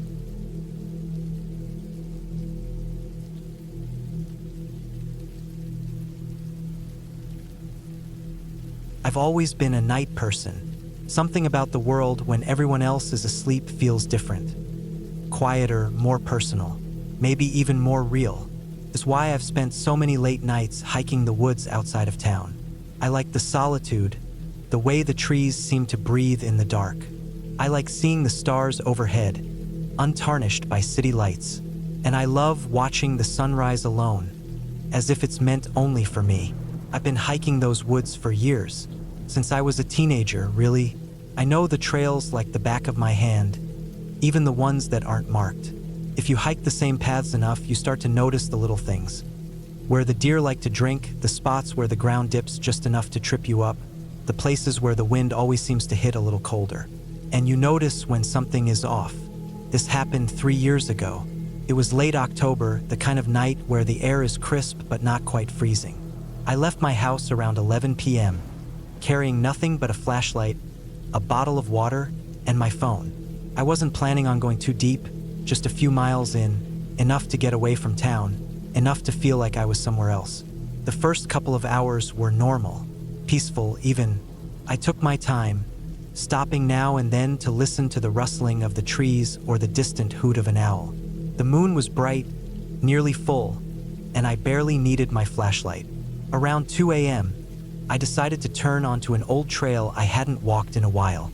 It was overgrown, barely a trail at all, really, but I liked it because it led to a small clearing that had a perfect view of the eastern horizon. It was my favorite spot to watch the sunrise. I was maybe half a mile down that trail when I saw it. At first, I thought my eyes were playing tricks on me. The trees ahead looked wrong, like they were interrupted by something unnatural. As I got closer, I realized it wasn't my imagination. There were structures among the trees, small, makeshift shacks built from scraps of wood, metal sheets, and bed sheets draped over branches. It looked like a shanty town, something you'd expect to see in the outskirts of a city, not deep in the woods. But what really made me stop wasn't the sight of the shacks. It was the fire. Right in the center of the clearing, someone had built a fire pit out of an old tire. The flames were still burning, but there was no one around. Not a single soul. And the place wasn't abandoned, not exactly. There were blankets laid out, backpacks resting against trees, even a few plastic containers filled with food. Whoever had been here had left in a hurry. I stood there for a long time just staring. The only sound was the crackling of the fire and the occasional rustling of leaves in the wind. I wasn't scared at first, just confused. I had no idea how something like this could have been built overnight. I had been through this area just a week ago, and there was nothing here. No sign that anyone had ever lived in these woods. And yet, here it was. The longer I stood there, the more uneasy I felt. Something was wrong. The fire was fresh. Whoever made it had been here recently, maybe minutes before I arrived. So where were they? Why would a group of people build a camp, start a fire, and then disappear into the night? I listened. Really listened. Nothing. No footsteps. No voices. No sounds of movement. Just the fire. I thought about calling out, but something in my gut told me not to. Instead, I walked closer to one of the shacks. It was small, barely more than a few pieces of plywood nailed together. Inside, I saw a sleeping bag, a pair of old shoes, and a rusted metal cup. Whoever had been staying here had planned to come back. Then I noticed something else. Something that made my stomach drop. The footprints. There were tracks in the dirt, leading away from the camp. A lot of them, at least a dozen sets, maybe more, and they all led in the same direction, away from the fire, deeper into the woods. It was like they had all left at once, like something had made them leave. I looked at the fire again. It was small but steady, burning like someone had just stoked it. Then I heard something. A sound so quiet I almost missed it. A breath. Not mine. Not an animal's. A human breath, somewhere in the trees behind me. I didn't turn around. I didn't speak. I didn't move. I just stood there, my heart pounding so hard I thought it would burst out of my chest. And then, very slowly, I reached up and switched off my flashlight. Darkness swallowed the camp. The fire flickered, casting long, shifting shadows. I stayed still, listening. No more breathing, just silence. Then, in the distance, farther down the trail, in the direction the footprints had gone, I heard it. A single, sharp crack. A branch breaking. I didn't wait to find out what made the sound. I turned and walked away as calmly as I could, forcing myself not to run. Running would be a mistake. Running would make noise. Running would mean I was scared. I made it back to the main trail without incident. I didn't stop. I didn't look back. I kept walking until I saw the first hint of dawn breaking through the trees. Only then did I finally let myself breathe again. I never told anyone about what I found that night. I don't know who built that camp or why they left so suddenly. I don't know who or what was standing in the trees behind me. And honestly, I don't want to know. I still hike those woods, but I never went back to that trail. And I never hike past midnight anymore.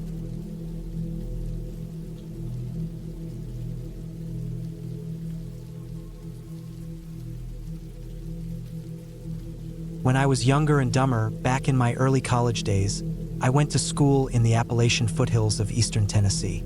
It was a small school, tucked away in a rural town where the roads turned to dirt quicker than you'd expect, and cell service was spotty at best.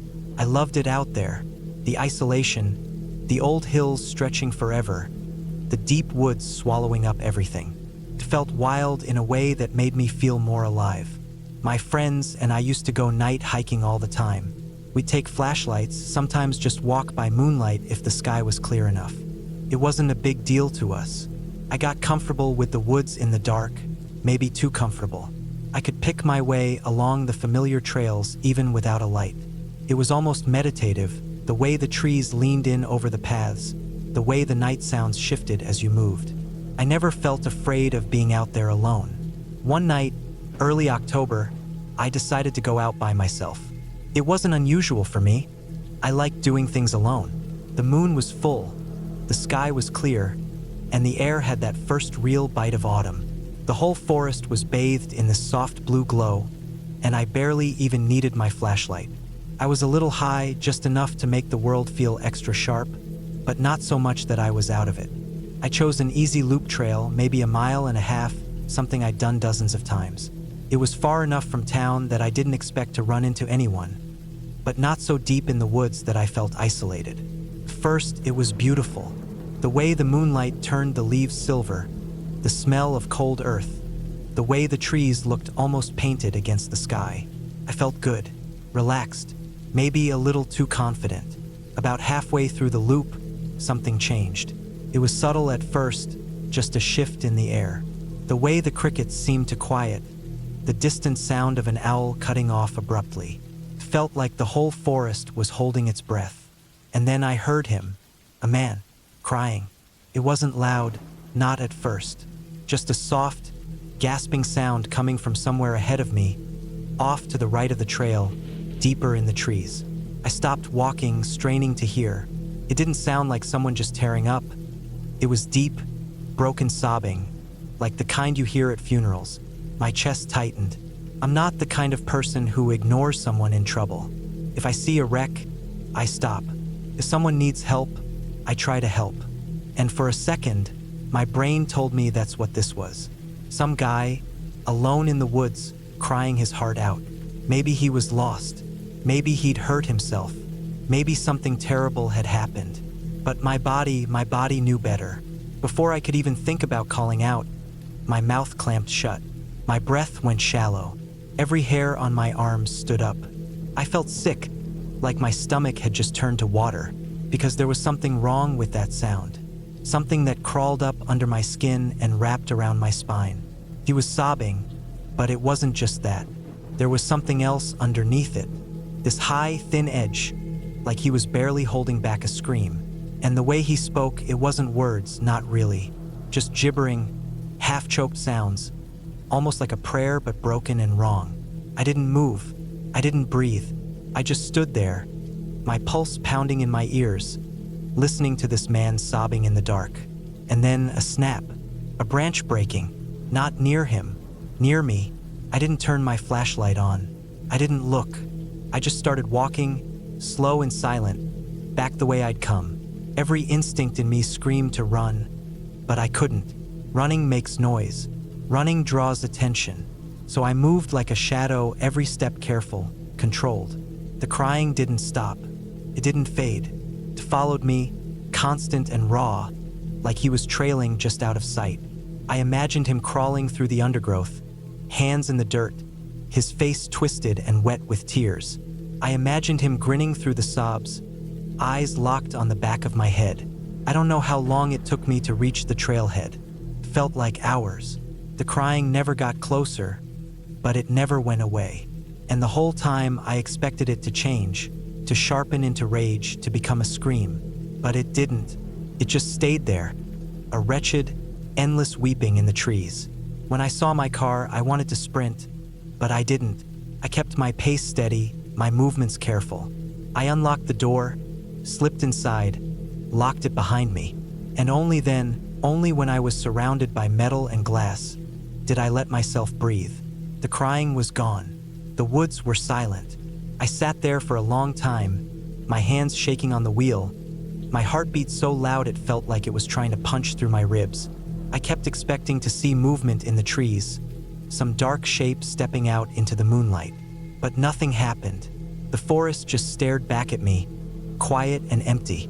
Eventually, I started the car and drove back to campus.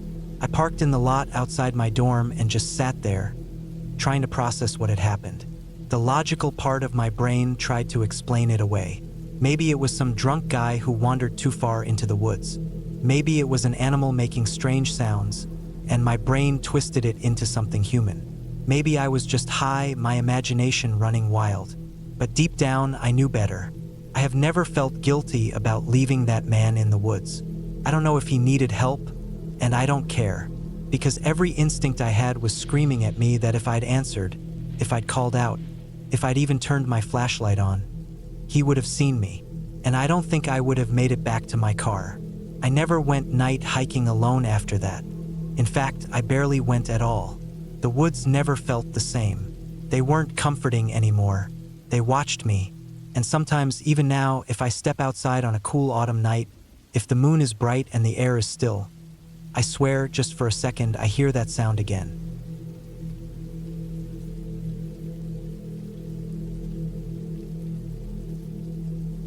It was late August, one of those nights where the air was thick with humidity, and the sky was so clear you could see every star, even the ones you don't usually notice.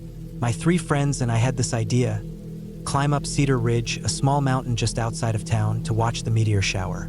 We were all 17, just old enough to think we were invincible, but still young enough to make stupid decisions without thinking about consequences. We left just before midnight, piling into Adam's old Toyota, the thing rattling with every pothole we hit on the dirt road leading to the trailhead. The plan was simple: hike up, watch the sky, hike back down. Easy. We had flashlights, a couple of bottles of water, and not much else. It wasn't a long hike, maybe an hour and a half, but the thought of doing it at night made it feel like an adventure. The trail was quiet, just the sound of our footsteps crunching against the dirt and the occasional call of an owl somewhere in the distance. At first, it felt exhilarating, that kind of nervous energy you get when you're out in the dark, away from civilization. But about halfway up, we took a break, catching our breath, wiping the sweat off our faces. That's when we noticed him. A man dressed in a suit. Not hiking gear, not even casual clothes. A full-on business suit, slightly disheveled but still completely out of place. He was maybe 50 feet down the trail, just standing there. At first, we thought he might be lost, or maybe one of those weird guys who hikes in dress clothes for some kind of challenge. We joked about it under our breath, trying not to make it obvious that we were staring. But something about the way he stood there, not moving, just watching us, made my stomach twist. We kept going, quickening our pace. When we stopped again, barely 5 minutes later, he was closer. 10 feet away now, close enough that we could see his face. See the strange expression that wasn't quite a smile but wasn't neutral either. He was sweating, beads of it running down his temple, but he didn't seem out of breath. He just looked at us and asked, "Here for the meteor shower? Mind if I join?" His voice was calm, too calm. My skin prickled. There were 4 of us and only one of him, so logically, there was no real danger. And yet, something deep in my gut told me that we needed to get the hell away from him. We said sure, trying to act normal, and kept walking, but the mood had changed. It wasn't fun anymore. My heart was pounding, my mind racing through every possibility. He was weird, yes, but weird didn't mean dangerous, right? As we walked, I noticed he was sticking close to Emily, the only girl in our group. Too close. Close enough that he could probably smell her shampoo. She didn't say anything, but I could tell by the way her shoulders tensed that she was scared. I shot Adam a look and he gave me a slight nod. We needed to figure out a way to cut this short. The top of the ridge wasn't much farther, so we decided we'd stay just long enough to make it seem like we weren't running. When we reached the summit, we sat down on the rocks, pretending to admire the view. The man sat too, right next to Emily, not beside her. Next to her, his leg almost touching hers. That was it. I muttered something about feeling sick, about needing to head down early. The guys picked up on it instantly. We stood, brushing dirt off our jeans, forcing casual smiles. The man didn't say anything, just sat there watching us. We turned, walking briskly at first, then faster, our feet stumbling over rocks as we practically jogged down the trail. Halfway down, we heard it. Footsteps, heavy, fast. I turned my head just enough to see him. He was running, not just running, sprinting, barreling down the path, a large stick in his hand. I've never felt fear like that in my life. It was like my body knew before my brain did, pure animal panic. I didn't think, I just ran. We all did. Emily was sobbing, her breath coming in sharp gasps. My legs burned, my lungs ached, but we didn't stop. We couldn't. I don't know how we made it down that fast, but somehow we reached the car. Adam fumbled with the keys, dropping them in his panic. I yanked open the passenger door, shoving Emily inside. Then I saw him. He was at the edge of the lot, still running full speed. His face, God, his face. I'll never forget it. Wide eyes, mouth slightly open, like he was excited. Not angry, not crazy. Excited, like this was a game. Adam finally got the engine started, and we tore out of there, gravel flying. I twisted in my seat, watching as the man skidded to a stop in the middle of the lot, just standing there, watching us go. We drove in silence. No one spoke. No one could. We got back to town, parked at a gas station, and just sat there, shaking. Eventually, we convinced ourselves that it was just some lunatic on drugs. We were fine. We got away. That was it. Until 2 days later, Emily sent a link to a news article. A man had strangled his wife the night of the meteor shower. Later that same night, he killed a young woman on a hiking trail. The description, the photo, it was him, the man in the suit. The realization hit like a punch to the gut. We had been inches from him. He had sat next to Emily, close enough to touch her. He had run after us, chasing us with a stick, and we had laughed it off as just a bad encounter. But it wasn't just a bad encounter. It was something else entirely. We never told our parents. We never went back to Cedar Ridge. And even now, years later, I still think about it. About how close we came to becoming another headline. Another story people read and say, God, that's terrifying, because it was, and because it was real.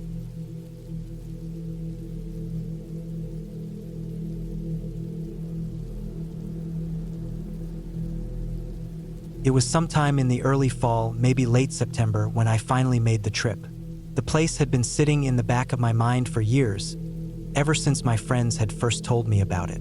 An old, abandoned mansion, deep in the woods, its history mostly unknown but filled with strange architectural choices and an eerie sense of something left unfinished.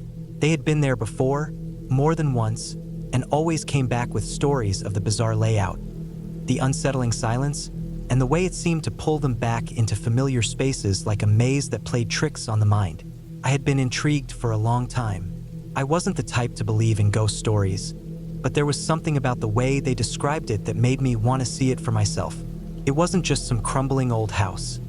It was huge, multi-storied, a place that had clearly once been lived in but was now just an empty shell. So one cool afternoon, I decided to finally make the hike out there. Getting there wasn't exactly easy. The mansion was deep in the forest, and the best route took me through an old campground that was still in use during the summer months but had mostly emptied out now that the season was changing. I didn't want to risk running into anyone, so I took a different path, one that was longer and a little rougher but avoided the main trails. It was late afternoon by the time I got close, the sun dipping lower, casting long shadows between the trees. The first thing I saw was the driveway. It was cracked, overgrown, but still unmistakably a driveway, leading up to a place that felt completely out of place in the middle of nowhere. The house itself was even bigger than I expected.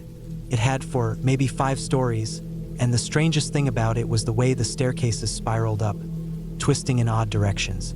The architecture made no sense. It was almost as if someone had built it without any real plan, just adding staircases and hallways at random. The front door was already open, not completely, but just enough to slip inside. The air smelled stale, thick with dust and old wood. The first floor was mostly open space, what must have once been a living room stretched out, though most of the furniture was gone. There were remnants of things left behind, broken pieces of wood, a few torn-up cushions, and the occasional object that had clearly been thrown or smashed in a fit of anger. I started moving through the house, taking in the details. Every room felt like it was leading me somewhere else. I would turn a corner expecting to find something new and end up back where I started. It was disorienting, like walking through a funhouse without the mirrors. The hallways bent in ways that made no sense, and sometimes I would find myself in a room that looked almost identical to one I had passed earlier. It wasn't haunted, I told myself, just poorly designed. The master bedroom was the most striking part of the house. It was massive, easily the biggest room in the place. The floor was covered in debris. Old clothes, shattered glass, papers scattered everywhere. It looked less like it had been abandoned and more like someone had left in a hurry, maybe after a fight. The room had a balcony, a large closet, and a bathroom that was almost as big as some of the smaller bedrooms. But the thing that really caught my attention was the spiral staircase in the middle of the room, leading up to a small study above. I climbed up, stepping carefully, the wood groaning under my weight. The study was isolated from the rest of the house, almost like its own little space. There was a desk, an old chair, and a few bookshelves that were mostly empty. Against one wall, there was an elevator, small, rusted shut, and definitely not something I was going to try to open. Even if it worked, I wouldn't have stepped inside. I stood there for a while, looking out the windows. From up here, I could see the trees stretching out in every direction. Nothing but endless forest. It was quiet, the kind of quiet that only comes when you're completely alone. And then, something shifted. It was small, barely noticeable, but I felt it. A change in the air, like the pressure in the room had shifted. I brushed it off as my own paranoia, but suddenly, I didn't feel like being there anymore. The idea of going down into the lower levels of the house, where the windows disappeared and the hallways got even darker, suddenly felt unbearable. I started making my way back down, heading toward the entryway. As I reached the ground floor, something caught my eye through the front windows. Movement, a flicker of blue and red lights between the trees. My stomach dropped. Cops. I froze for a second, my mind racing. They hadn't come inside yet, but they were out front, their flashlights sweeping over the driveway. My first thought was to hide, wait it out, and hope they left. But as I stood there, something about the idea of hiding in this house, alone, in the dark, made my skin crawl. I hesitated only a moment before stepping out, hands up to show I wasn't a threat. They searched me, found the small pipe and grinder in my bag, but they weren't looking to cause trouble. One of them, an older guy, asked why I had come.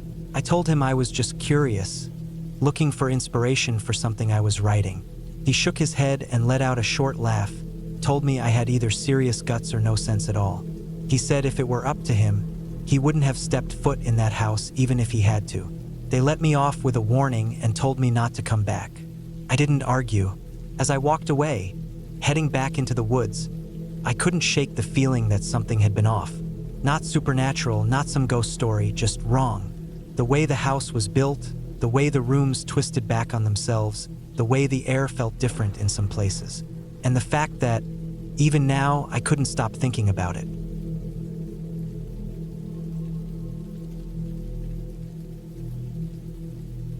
I was backpacking in Vermont, deep in Green Mountain National Forest.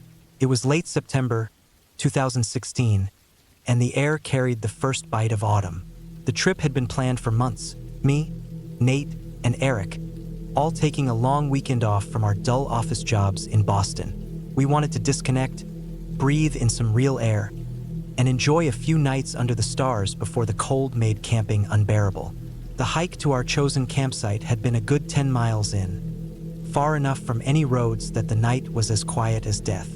We reached a spot near a small creek just off the main trail, an area called Bear Hollow.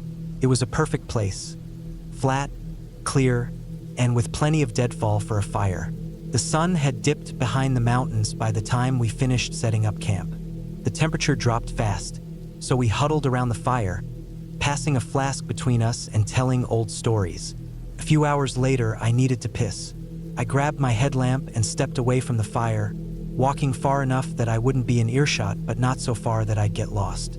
The forest was dark, only broken by the pale beam of my light. The quiet was overwhelming, the kind that presses on your eardrums until every little sound, branches creaking, leaves shifting, makes your hair stand on end. I found a good spot and handled my business. As I turned to head back, my light caught something strange just beyond the trees. A circle, etched into the dirt. My gut tightened. The clearing was small, about 10 feet wide, and in the center there were 8 metal rods sticking out of the ground.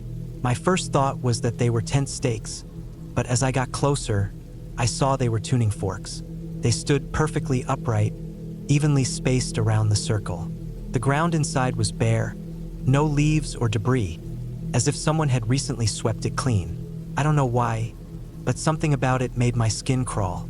It wasn't just weird, it was wrong. The kind of wrong that twists your stomach, that makes you want to run without knowing why. I didn't touch anything. I didn't step inside. I just stood there, staring, my breath fogging in the cold air. Then I heard it, a sound so faint I thought I imagined it. A high-pitched hum, barely there, like the after-ring of a struck tuning fork. It seemed to come from everywhere at once, threading through the trees, vibrating in my chest. I turned and bolted. Back at the fire, I didn't say anything. I sat down, gripping my knees, staring into the flames. Eric noticed.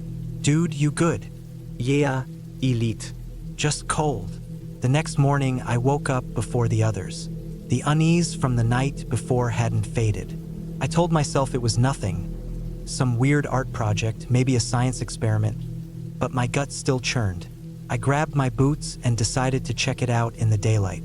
I walked the same path as before, but when I got to where the circle had been, the ground was normal. No etchings, no tuning forks, nothing, as if it had never been there. I stood there for a long time, my brain struggling to make sense of it. I knew I hadn't imagined it. The image of those metal rods standing in perfect formation was burned into my mind. And that sound, I ran a hand through my hair and forced myself to walk back to camp. We packed up a few hours later, hiked back to the car, and drove home. I never told Nate or Eric.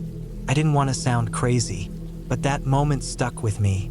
A week later, I started having dreams.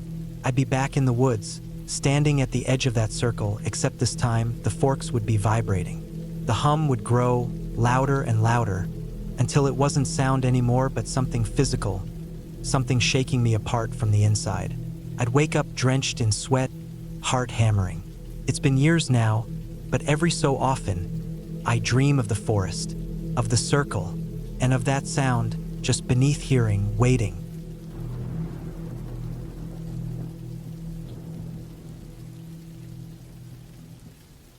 I still think about that night every time I step onto a hiking trail. I used to love being out in the woods alone, just me and the quiet. Now, I don't go anywhere without letting someone know where I'll be and when I'll be back. Maybe it's paranoia, or maybe it's just being smart after what happened. This was back in the fall of 2016. I was 27, living in a small town in northern Washington, not far from the Canadian border. Hiking was my thing.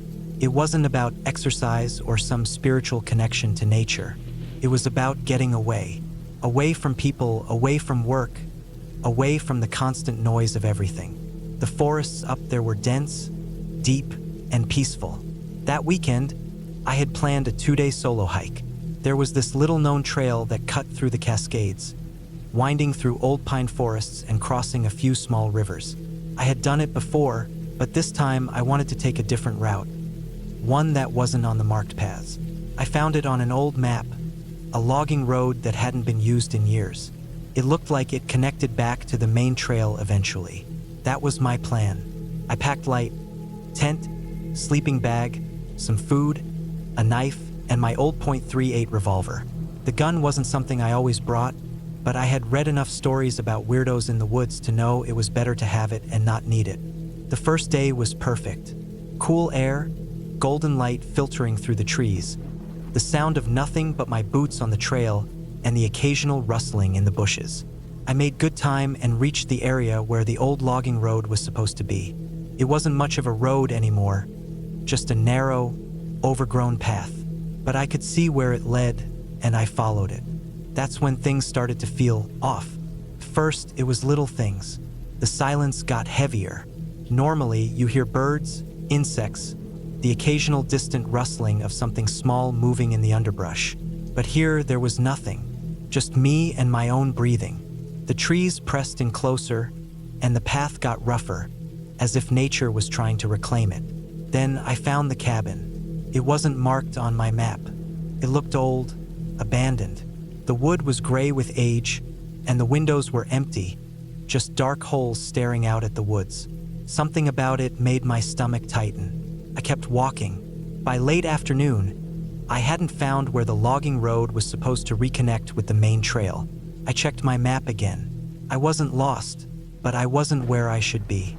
The sun was getting lower, and I needed to set up camp soon. I picked a spot on a small rise, where I could see a bit more of the area. I pitched my tent, ate, and as darkness settled in, I tried to shake the uneasy feeling that had been creeping up on me since I found the cabin. Around midnight, I woke up. Something had pulled me from sleep, though I wasn't sure what. I lay there listening. The forest was still silent, too silent. Then I heard it. Footsteps, not an animal, not the rustling of wind through leaves. Human footsteps moving slowly, deliberately, somewhere nearby. I reached for my gun and stayed completely still. The steps stopped. I waited. Then, just when I thought maybe I had imagined it, they started again. Closer. I wasn't alone. My pulse hammered in my ears. I stayed in my sleeping bag, barely breathing, listening. Then, in the darkness outside my tent, I saw it. A shadow moving. Someone was standing just outside. Whoever it was didn't say anything. They didn't try to open the tent. They just stood there, couldn't move. Every part of me screamed to do something, to unzip the tent and shine my flashlight, to run, to yell, to do anything. But I just lay there, gripping my gun, my heart pounding so hard I thought it might give me away. Then, just as slowly as they came, the footsteps retreated, fading into the night. I didn't sleep the rest of the night. At the first light of dawn, I packed my gear in record time. I didn't eat, didn't even stop to fully roll up my sleeping bag. I just stuffed everything into my pack and started walking. Fast. I should have turned back the way I came. I should have gone back to the main trail, but I was too shaken, too rattled. I just wanted to get away as fast as possible. I took another path, one that looked like it might lead out of the forest quicker. I walked for hours. The unease never left me. I kept checking behind me, expecting to see someone. I never did. Then, just as I was starting to believe I had imagined the whole thing, I saw something ahead. A truck, parked on the side of the path, half hidden by trees. My gut twisted. It was old, dirty, with a tarp covering something in the bed. And then I saw the footprints leading from the truck, leading back the way I had come. Someone had been out here, and they weren't just passing through. That's when I heard the sound. A motor, an engine turning over. The truck roared to life. I ran. I didn't think. I just ran. My pack slammed against my back. My legs burned, but I ran. The truck was moving, turning onto the path behind me. They were following me. I veered off the path, crashing through the underbrush, branches tearing at my clothes, my arms, my face. I didn't stop. I could hear the truck somewhere behind me, the engine revving. Then voices, more than one. I didn't stop. I didn't look. I just ran, until suddenly, through the trees, I saw it. A road. A real road, paved with a curve where it disappeared into the trees. And just as I burst out of the woods, a car was coming around the bend. I didn't hesitate. I ran straight into the road, waving my arms. The car skidded to a stop, the driver's face a mask of shock. Behind me, the truck had stopped. The engine idled. Then, just as quickly as they had come, they turned around, disappearing back into the trees. The driver, a middle-aged guy, looked at me like I was crazy. "Are you all right?" I could barely breathe, but I managed to say, "Please, just get me out of here." He took me to the nearest town. I told the cops everything. They searched the area but found nothing. No truck, no footprints, no cabin. I know what I saw. I know what happened. And I know that whoever was out there that night, they were hunting. I don't hike alone anymore.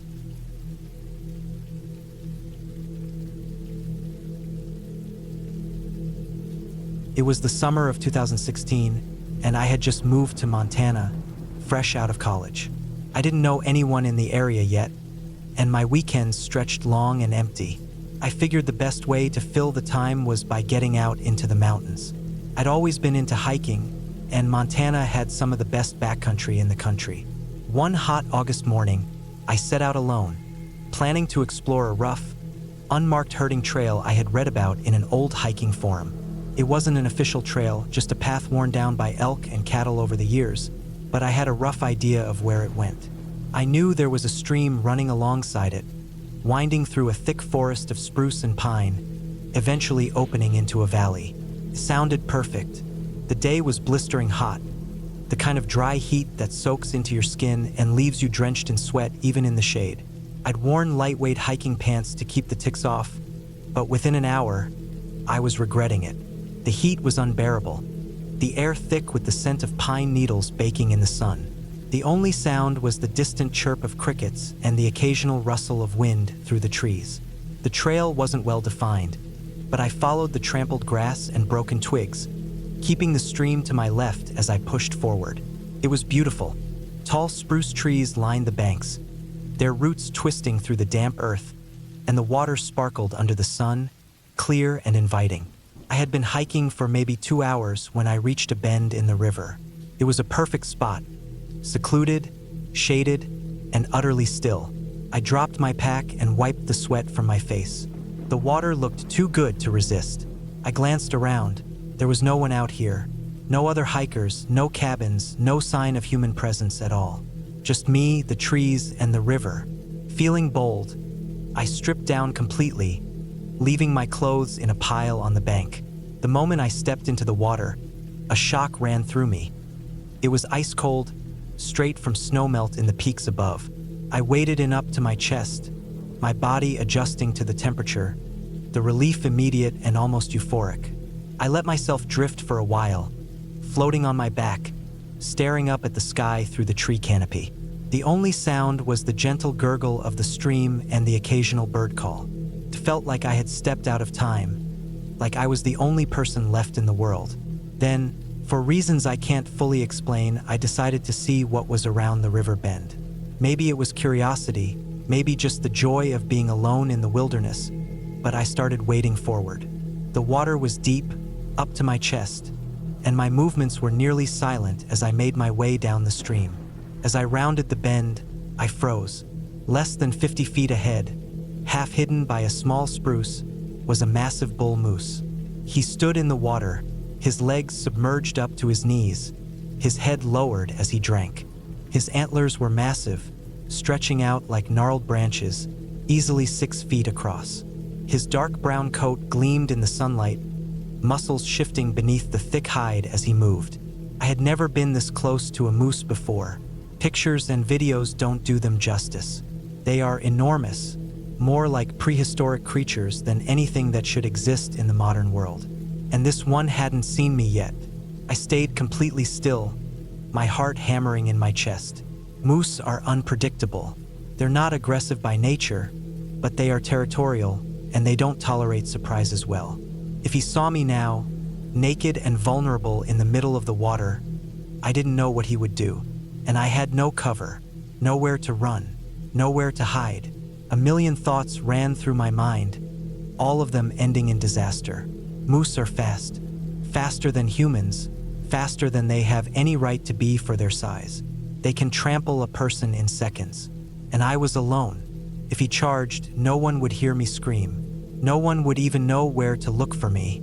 Slowly, carefully, I started backing away. I moved as quietly as I could, barely breathing, my muscles tight with fear. Every exhale came out as a whisper. I don't want to die. I don't want to die. I don't want to die. It was involuntary, a mantra against panic. The moose kept drinking, completely unaware of my presence. I turned and moved faster, my legs cutting through the cold water. The moment I reached the shore, I scrambled out of the river, my feet slipping on the wet rocks. I grabbed my clothes but didn't stop to put them on. I just ran, barefoot, naked, my heart slamming against my ribs. I sprinted through the trees, dodging branches, leaping over fallen logs.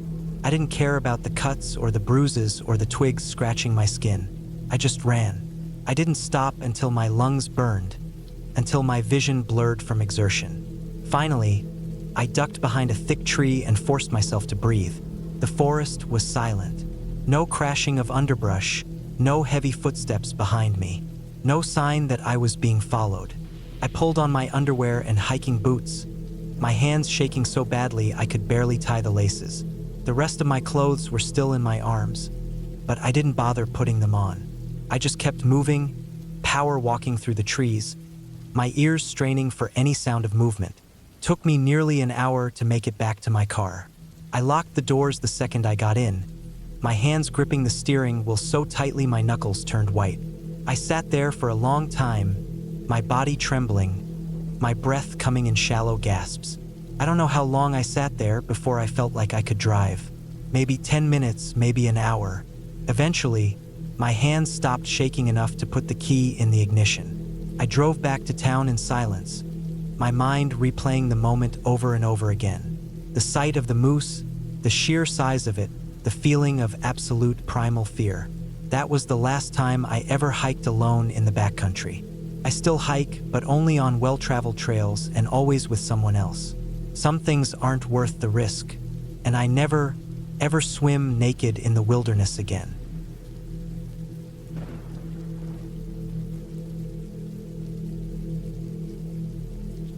I was hiking in the Cascade Range back in '97. I was fresh out of college, eager to test my limits, and thought a solo hike from the lowlands to the alpine ridges would be the perfect challenge. It was late September, that time of year when summer still clings on during the day, but the nights drop into an eerie chill. My plan was to start in the deep forest, follow the river upstream, and eventually reach one of the high-altitude meadows where I'd camp before making the final push to a nearby summit. Day one went exactly as planned. The weather was perfect, blue sky, crisp air, and just the right amount of exertion to make me feel alive. I made great progress and set up camp next to a narrow stretch of river, its water so clear I could see the individual stones beneath the surface. As I fell asleep that night, the sounds of flowing water and the occasional rustling of distant wildlife filled the air, lulling me into a deep, dreamless sleep. On the second day, everything changed. The fog rolled in early. At first, it was a soft haze, the kind that sits low in the trees and gives everything a mystical quality. But as the morning stretched on, it thickened into an oppressive wall of white. My visibility dropped to just a few feet. GPS was spotty at best, one of those older models that worked when they wanted to. I had a compass, a map, and a solid understanding of my route, but the disorientation set in quickly. Every tree looked the same. Every step felt like I was circling back on myself.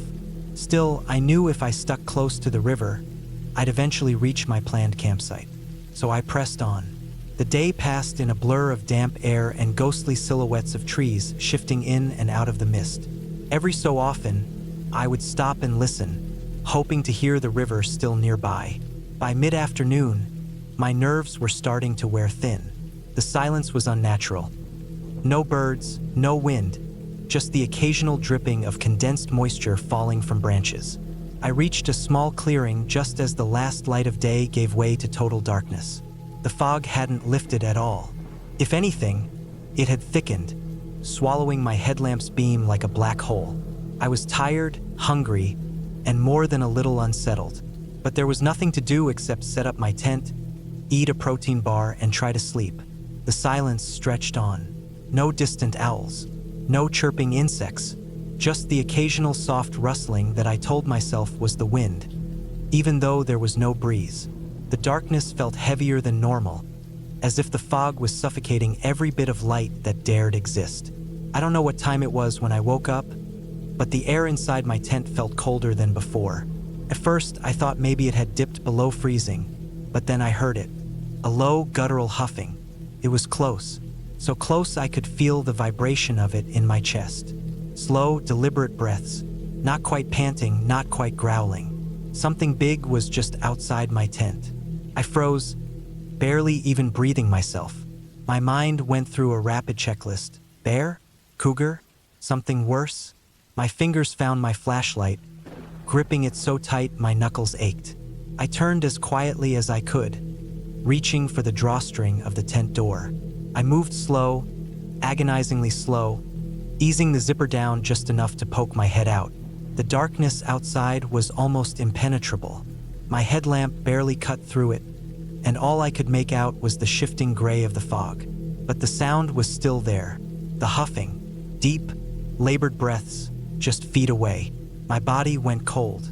My instincts screamed at me to stay put, to not make a sound. But I had to see. I had to know. I pushed the flashlight through the gap and flicked it on. A massive shape loomed in the beam, dark, hulking, shifting. My breath caught as my brain struggled to process what I was seeing. Then the shape bolted. A Roosevelt elk. Huge, easily over 1,000 pounds. It lunged away from my light, panicked, disoriented in the same fog that had trapped me. It crashed headfirst into a tree with a sickening thud, then collapsed into a heap just a few feet from my tent. For a long time, I just sat there, flashlight shaking in my hand. My body refused to move, my mind stuck in a loop of shock and relief. Slowly, the adrenaline wore off, and I heard a low groan. A few minutes later, rustling, a shuffling of hooves. The elk staggered up, snorted, and disappeared into the fog, leaving only the sound of cracked branches in its wake. I didn't sleep the rest of the night.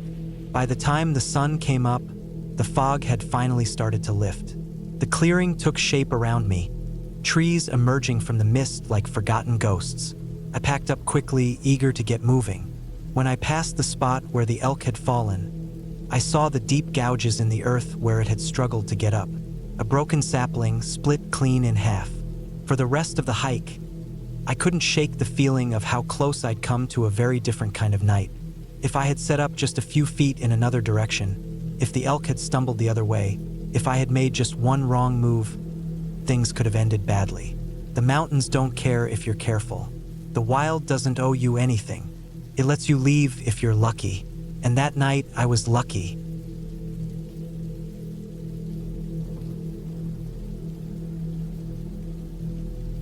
The trail was longer than I expected. It was supposed to be a simple 2-day hike through the mountains, a way to get away from the noise of the city and clear my head. I had planned it for weeks, packing everything carefully: food, water, first aid kit, even a small knife just in case. The town I passed through before starting the hike was quiet, the kind of place where everyone knew each other.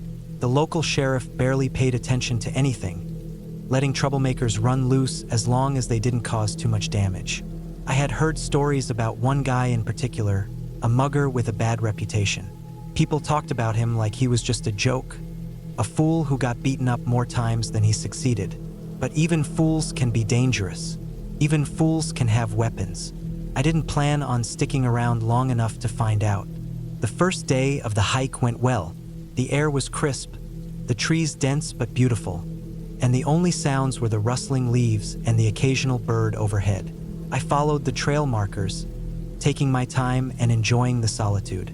That night, I set up camp near a small clearing, far enough from the trail to stay hidden but close enough to find my way back in the morning. It wasn't until the second day that I felt something was off. At first, I thought it was just the isolation playing tricks on me, but then I saw it. A footprint in the dirt that wasn't mine. It was fresh, the edges still sharp. Someone had walked this path recently, and they weren't part of the usual hikers. The town was small, and from what I had seen, not many people came this way. I picked up my pace, moving faster along the trail, but the uneasy feeling never left me. Then I heard it, twigs snapping behind me. Not the sound of an animal, but something heavier, something with purpose. I didn't turn around at first. I didn't want to believe it, but when I finally did, I saw the shadow moving through the trees. I told myself to stay calm. Maybe it was just another hiker. Maybe I was overreacting, but deep down I knew better. My gut screamed at me to move, to put distance between us. I kept walking, faster now, my pulse quickening with each step. The sound behind me didn't fade.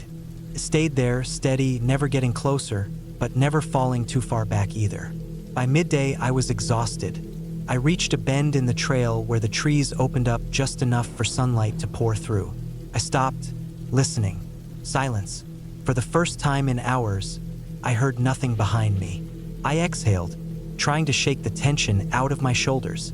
Maybe whoever it was had left. Then, just as I was about to continue, I saw him. He was standing further up the trail, partially hidden behind a tree. A man in a dirty jacket, his posture too stiff, his face just visible enough to make my stomach drop. It was him, the guy people warned me about, the one who had threatened others before, the one who had been beaten but never killed. I gripped the straps of my backpack tighter. I didn't have a gun. My knife was small, not much use against someone determined. My best option was to keep walking, act like I didn't see him, and pray he lost interest. I moved forward, keeping my eyes on the path ahead. My heart pounded so hard I could hear it in my ears. He didn't move at first, just stood there watching. Then, as I passed him, he stepped onto the trail. "Nice day for a hike," he said, voice low, almost friendly. But there was nothing friendly about the way he looked at me. I nodded but didn't stop. My instincts screamed at me to keep moving. Then he started walking too. Not fast, not running, just keeping pace with me. I didn't turn to look. I knew if I did, I would see his hands, see if he had anything in them. My mind raced through options. The trail ahead curved sharply, leading into denser woods. If I could just get there, maybe I could lose him. He spoke again. "You don't talk much, do you?" I kept walking, faster now. The turn was close. A few more steps. Then I heard him speed up. Panic surged through me. I broke into a sprint. The forest blurred as I ran, my feet barely hitting the ground before I pushed forward again. I didn't know where I was going. I just knew I had to get away. Behind me, he ran too. I veered off the trail, crashing through the underbrush, branches slashing at my arms and face. I could hear him following, heavy footsteps pounding against the earth. He was fast, too fast. Then I saw it, a steep drop just ahead. Not a cliff, but a sharp decline filled with rocks and thick roots. No time to think. I threw myself forward, tumbling down the slope. Pain shot through my body as I hit the ground, rolling until I finally came to a stop against a fallen tree. Silence. I struggled to breathe, every muscle aching. Then I heard him again. He had stopped at the top of the hill. I didn't dare move, didn't dare breathe too loud. Minutes passed. Then I heard him curse under his breath. Footsteps, moving away. I stayed there, frozen, until I was sure he was gone. Then, slowly, painfully, I forced myself to stand. I wasn't safe yet. I had to keep going. I walked for hours, barely stopping, following the trail until I saw something that made me nearly collapse from relief. The road. A small, empty parking lot where my car waited. I stumbled to it, hands shaking as I unlocked the door and threw myself inside. I locked the doors, started the engine, and drove without looking back. I didn't stop until I reached the next town, where I found a police station and told them everything. They listened. They took notes. They said they'd look into it. But I knew the truth. That man wasn't going to stop. Not until someone did something. And by the look on the officer's face, I knew that wasn't happening anytime soon. I never went back to that trail, never stepped foot near that town again. And every night, I still hear those footsteps behind me.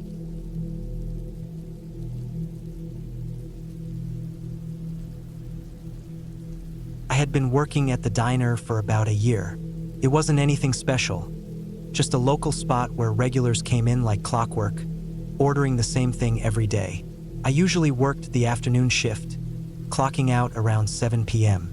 By then, the sky would still hold some fading light, and my walk home was routine. I lived in a small rental on the edge of town, about a 30-minute walk from work. Most nights, I took the sidewalk beside the main road, but I had discovered a shortcut, a narrow dirt path behind some train tracks that cut my walk in half. It was quiet, away from the noise of passing cars, and felt safer somehow. I wasn't one to take risks, but the path saved time, and that was all that mattered to me. One night, I covered a late shift for a coworker. Instead of leaving at 7 p.m., I clocked out at 11. The town was different at that hour.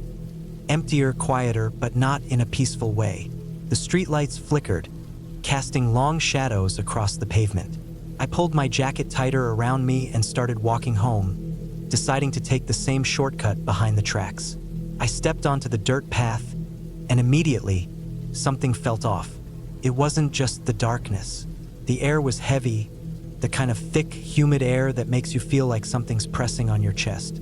The sound of my footsteps on the gravel seemed too loud, echoing in the stillness. Normally, I'd hear the distant hum of cars or the occasional rustling of an animal in the brush. But that night, there was nothing, just silence. Halfway down the path, I saw something up ahead.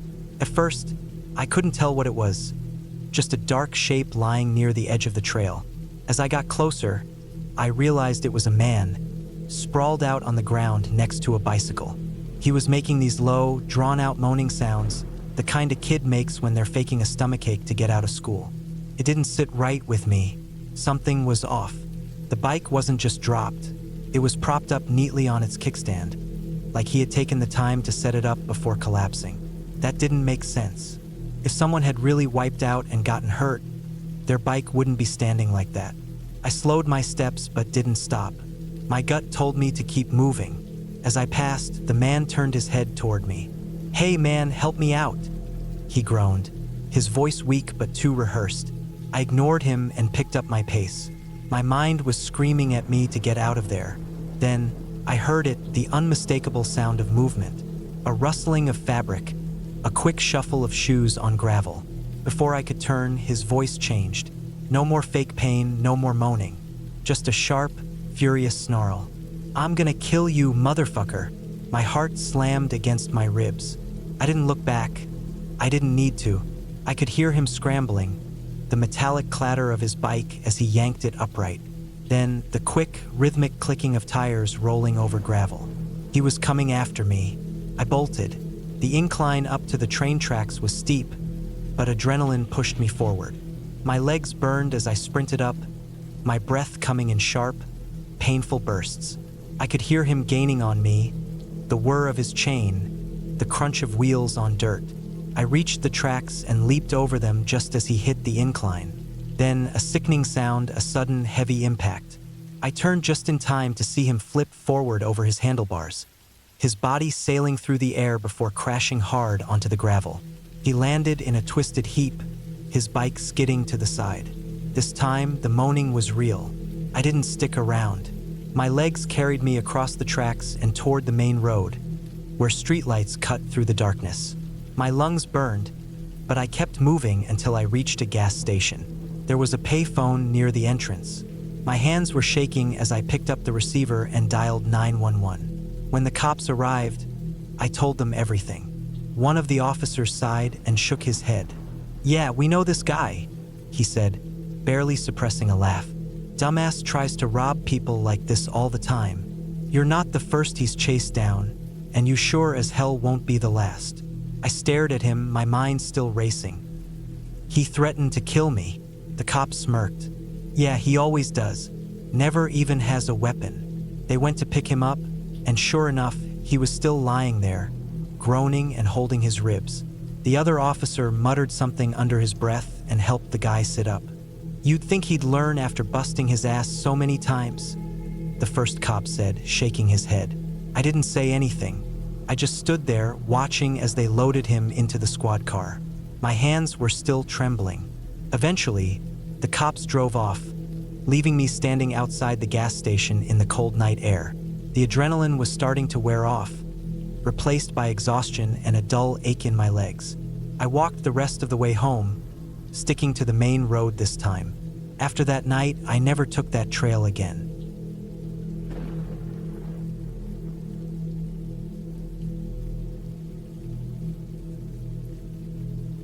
I always took my kids exploring. Ever since they could walk, I had them out on trails, climbing over fallen logs, wading through creeks, looking under rocks for salamanders. I wanted them to grow up knowing the woods, understanding the land the way I had as a kid. That's why, when they begged me to take them to Barlow Cave on a cool October afternoon, I didn't hesitate. Barlow Cave was about a mile from our house, tucked into the side of a ridge in the forest. It wasn't a huge cave, more like a tunnel that ran through the rock and came out the other side, maybe a quarter-mile long. It wasn't difficult to get through, but it did require a flashlight in some places. Most of the floor was solid rock, but some sections got muddy after a rain, and there were a few spots where you had to duck under low ceilings. It was a popular spot for hikers, and I'd taken the kids through it a few times before. That day, we had the place to ourselves.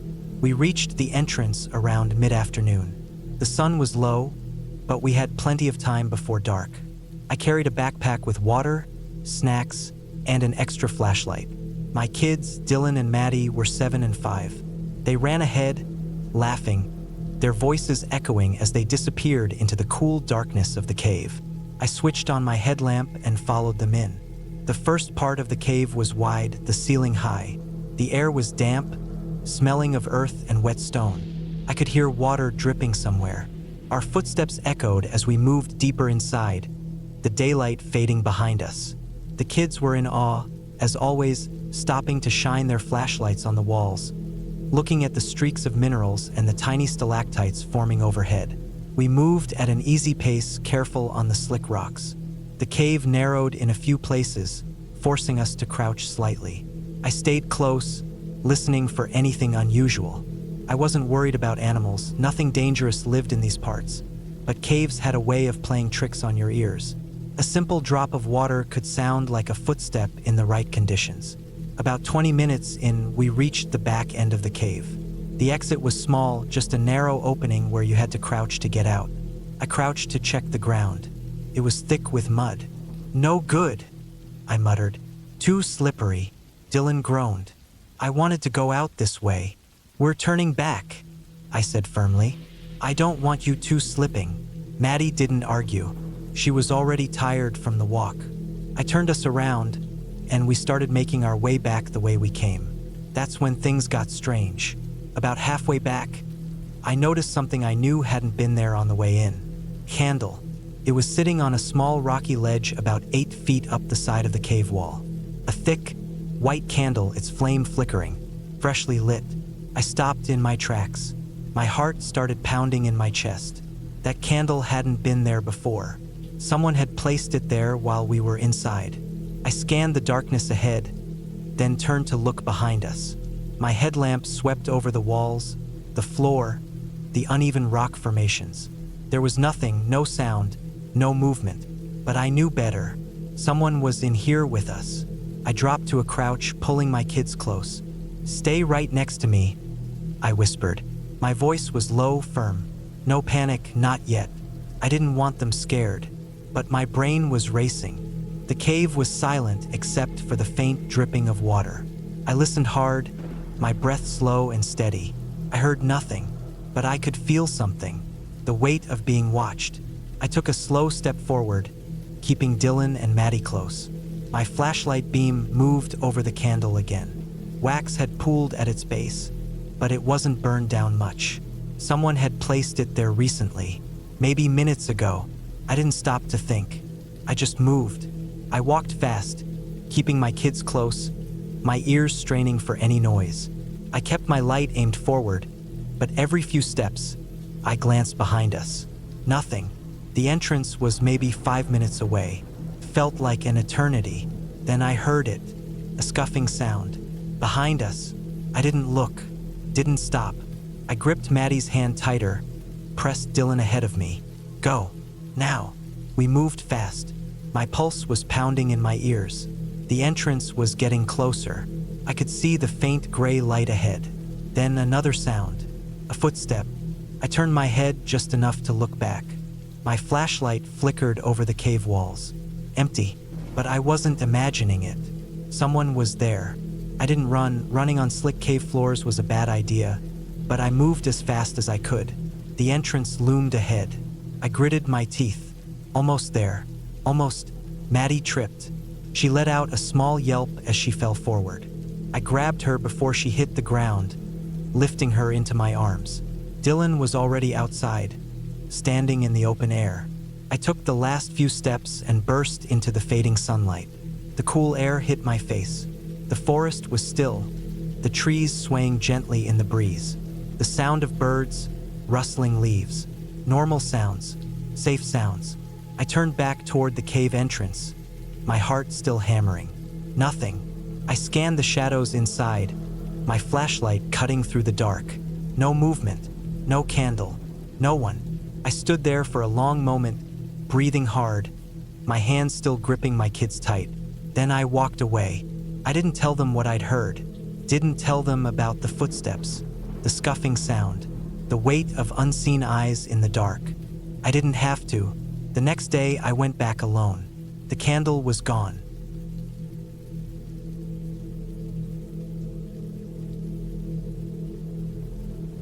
I still wake up some nights, my heart pounding, my throat dry, that same feeling of dread creeping up my spine like cold fingers. It's been years since that night, but the fear never really left me. Not entirely. We weren't hiking, not really. More like car camping way the hell out there in the middle of nowhere. This was in the summer of 2016, somewhere deep in the remote backcountry of Montana. BLM land, no private property, no restrictions. Just endless stretches of wilderness. The kind of place where you could disappear and nobody would ever find you.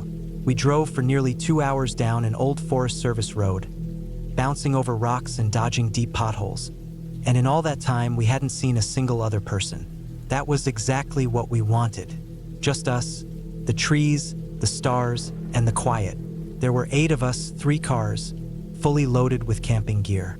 Me, my best friend Kyle, his girlfriend Jess, my girlfriend at the time, Rachel, and 4 others, Ethan, Cody, Lisa, and Mike. We were all in our mid-20s, all outdoorsy, all comfortable in places like this. I had been camping my whole life, so had Kyle. This was nothing new to us. We picked a spot in a clearing off the road, not too close to any cliffs, not too deep in the trees. It was perfect. The first few hours were exactly what we'd hoped for. We set up camp, cracked open some beers, grilled up some burgers. The sun dipped low behind the mountains, and the world turned gold, then purple, then black. The sky was littered with stars. It was the kind of quiet that settles deep in your bones, the kind you don't really get anywhere near civilization. You could hear the wind rustling the trees, the occasional snap of a branch as some animal moved in the distance. Every once in a while, you'd catch the distant sound of an airplane overhead, but otherwise, nothing. Just silence. That's what made it so eerie later. We had finished eating, cleaned up, put everything away properly. No food left out, no trash, nothing that might attract bears or anything else. It was getting late, and we all wanted to grab something from our cars before calling it a night. That's when we saw it. The front passenger side tires on all 3 cars. Slashed. At first, I thought it was some kind of sick joke, but the moment I stepped closer, I knew it wasn't. The cuts were clean, deliberate, almost identical. Deep gashes along the sidewalls, the kind of thing you do with a sharp blade. For a second, nobody moved. Nobody spoke. The air felt different, heavy. Then panic set in. Who the fuck did this? Ethan's voice was tight, almost shaky, but he was trying to keep it together. Nobody had an answer. There was no answer.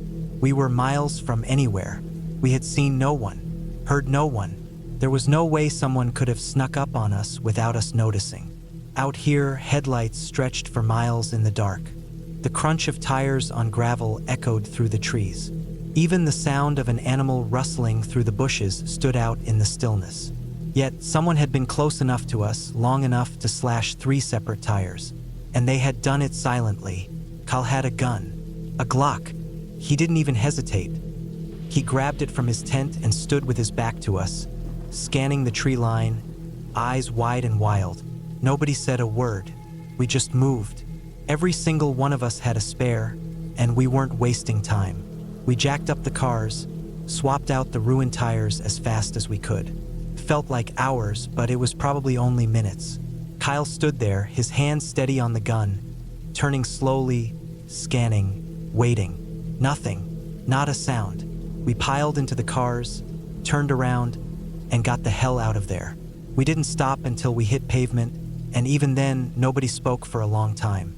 When we finally pulled over to get our bearings, Rachel was crying. Lisa had her arms wrapped around herself, shaking. Ethan kept cursing under his breath, pacing. I felt sick. It wasn't just that someone had been watching us. It wasn't just that they had been close enough to touch our cars without making a sound. It was the intention behind it. They could have done anything. They could have taken more than just our tires. They could have waited until we were asleep. But they didn't. They wanted us to know they were there. They wanted us to be afraid. We called the cops as soon as we had service, gave them our exact location, everything we knew. But what could they do? It was public land. No cameras. No witnesses, just a slashed tire on each car, a story that nobody could prove. The officer we spoke to just sighed and told us to be careful out there. That was it. I've never been back to that place. None of us have, and I never will.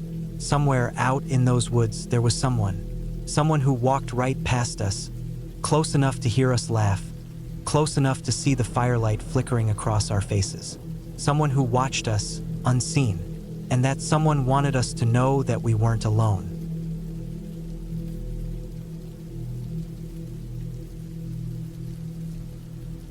Day 3. It should have been the best day of the trip. We had planned for 5 days in the wilderness, following a route that would take us past a waterfall, up into the mountains, and back down through a dense stretch of forest. The first 2 days had gone smoothly, tough hiking, but nothing we weren't prepared for.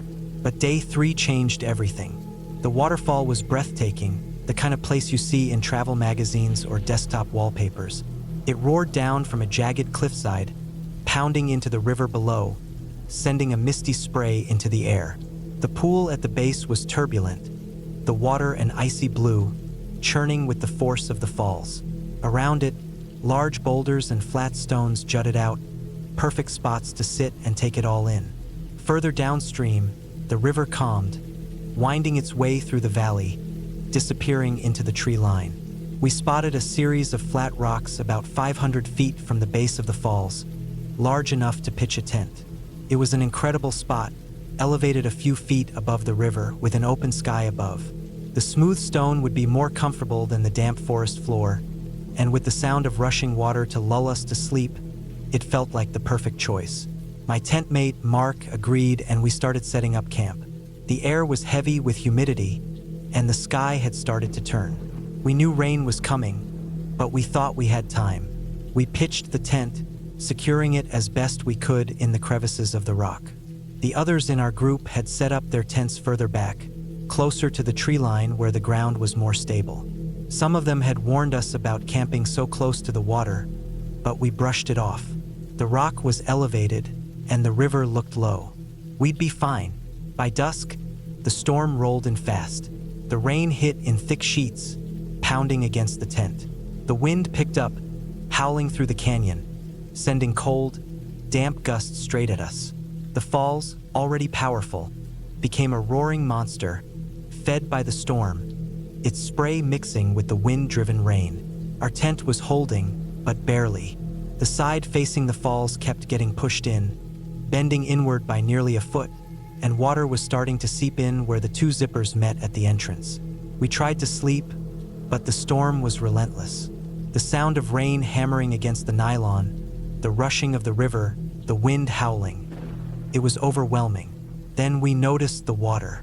The river was rising, fast. What had been a small gap between our rock and the surrounding water was disappearing. The edge of the rock, which had been dry hours ago, was now slick with running water. It hadn't just risen, It had swallowed the ground where we'd walked earlier. The realization hit us like a punch. We were in trouble. I scrambled out of the tent, barefoot, slipping on the wet rock. The rain was coming in sideways, and my headlamp barely cut through the darkness. Our packs, still outside, leaned against the tent, needed to be moved to higher ground. I grabbed them, dragging them toward the middle of the rock, hoping it would be enough. Behind me, Mark stepped out. The moment he did, the wind caught the tent. In an instant, it was gone. 1 second it was there, the next it was airborne, flipping, twisting, and then gone. Swallowed by the river. We watched, stunned, as it was swept away, tumbling over the rocks, disappearing into the current. Everything inside, our sleeping bags, our pads, even our dry clothes, was lost. We stood there, frozen. The wind howled, the rain stung, and the river raged. Our home for the night was gone, and there was nothing we could do about it. We had no choice but to seek shelter. The others were camped further back, and we stumbled our way through the storm, soaked to the bone, shivering. When we reached them, we didn't even have to explain. They had heard the wind, seen the river rise, and they knew. Fortunately, a few of them had extra space in their tents. It wasn't comfortable. Crammed into a 1.5-person tent with no sleeping bag, no padding, no warmth, but it was better than nothing. Morning came cold and damp. The storm had passed, but the damage was done. We hiked down to the river's edge, hoping to find what was left of our gear. Miraculously, we did.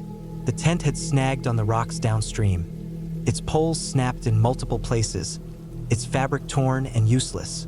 Our sleeping bags were there, but waterlogged and heavy. Everything was soaked. We had no choice but to pack up and move on. We still had miles to cover before nightfall. The extra weight of our wet gear made every step harder, our packs pressing down like stones. The trail was slick, the humidity thick, and exhaustion was already setting in. But somehow we made it. By midday, we stumbled into a clearing. Sunny, grassy, and exactly what we needed. One of the guys in our group, an absolute lifesaver, had brought rope. We strung up a clothesline, hanging our soaked gear to dry. It wasn't much, but it was something. That night, as I lay on the hard ground, wrapped in a damp jacket for warmth, I thought about what I'd learned. 1. Don't camp in the middle of a river. 2. Always secure your tent. 3. Rope is one of the most useful things you can carry. 4.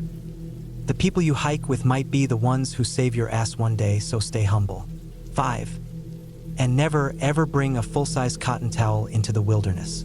That thing weighed a ton when wet, and I would have done anything to throw it off a cliff if I hadn't cared about leaving no trace. The next morning, we packed up and kept going.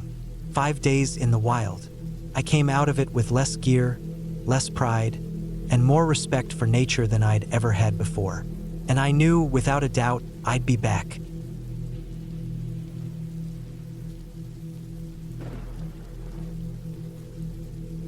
It was late September, the air cool but not yet biting. My wife, Emily, and I were on a canoe camping trip in Algonquin Park, a place we had come to love over the years. This particular trip had taken us along a long, narrow lake, the kind that felt almost like a river, hemmed in by dense pine forests on both sides. We had paddled for hours that day, stopping only briefly for lunch, before settling on a small clearing about halfway along the lake to set up camp. The sun was just dipping below the horizon by the time we had our tent pitched and a fire going. The water was still, the sky clear, the kind of peaceful evening you hope for on trips like this. After we finished dinner and cleaned up, Emily climbed into the tent to read by headlamp, while I lingered by the fire, listening to the occasional distant call of a loon. At some point, I decided to wash up before bed, so I grabbed a small towel and my water bottle and walked down to the shore. The lake was like glass, perfectly reflecting the stars above. As I crouched down to splash some water on my face, I caught sight of 2 lights across the lake, bobbing slightly as they moved through the trees. At first, I thought nothing of it, probably just another group of campers. But then, as I watched, the lights flickered and died. Just like that, darkness swallowed the far shore, and then came the sound, a loud guttural snort, low, deep, and close to the water. It was the kind of sound that made the hairs on the back of my neck stand up. My first thought was moose. My second thought was bear. Either one too close for comfort. The lake wasn't wide, maybe 50 meters at most, but enough that whatever it was wouldn't reach me easily. Still, the noise unsettled me. I hesitated, listening. A few more seconds of silence, and then another snort, followed by a heavy exhale. Something big was over there, and whoever had been holding those lights, they weren't making a sound. No rustling, no talking, nothing. I swallowed and called out, "Hey, you guys all right?" My voice echoed across the water, breaking the stillness. For a long moment, there was no response. Then finally a voice, distant, strained. Yeah, we're okay." They didn't sound okay. I stayed by the shore, waiting. After a moment, the voice called again. "We took the wrong trail." I frowned, trying to make sense of it. If they were supposed to be on the lake, how had they ended up over there? I grabbed my paddle and pushed my canoe into the water. "Hang tight, I'll come get you." As I paddled across, the silence pressed in around me. The only sound was the dip and pull of my paddle breaking the water's surface. The snorting had stopped, but I couldn't shake the feeling that something was watching me. The far shore was nothing but a dark wall of trees, looming and impenetrable.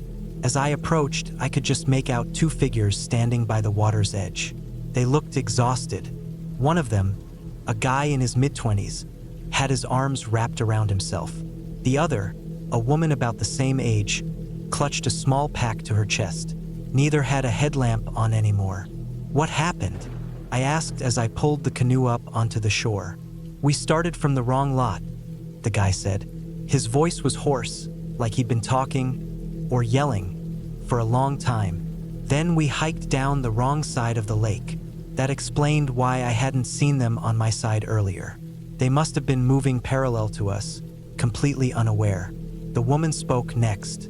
"Our headlamps died at the same time." Her voice was tight, uneasy. "We had extra batteries, but they wouldn't turn back on." That part struck me as strange. Headlamps don't just die like that. But I didn't push it.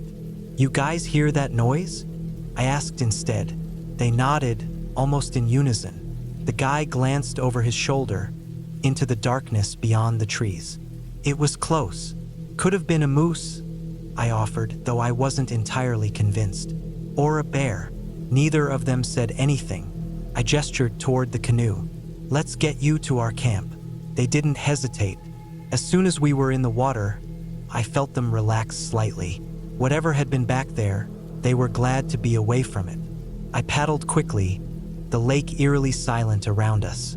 The moment we reached our side, Emily came out of the tent, drawn by the sound of our arrival. I explained everything quickly, and we lent them a flashlight so they could set up their tent a short distance from ours. They were grateful, clearly relieved to have found other people. That night, I lay awake for a long time, listening. I heard nothing but the occasional whisper of wind through the trees, the distant call of an owl. The lake was quiet, too quiet. The next morning, the two hikers packed up early, wanting to reach their intended site before the day got too late. Before they left, the guy hesitated and looked at me. "Thanks again. If you hadn't been here..." He trailed off, shaking his head. I nodded. "You were lucky." He didn't say anything else, just turned and followed his friend down the trail. Emily and I stayed one more night, but even in the daylight, I couldn't shake the unease that had settled in my gut. We never found out what had been making that noise on the far shore. Moose, bear, maybe something else. Whatever it was, it had been watching them, maybe even following them. And if I hadn't seen their lights go out, if I hadn't been there to get them across the lake, I don't like to think about what might have happened.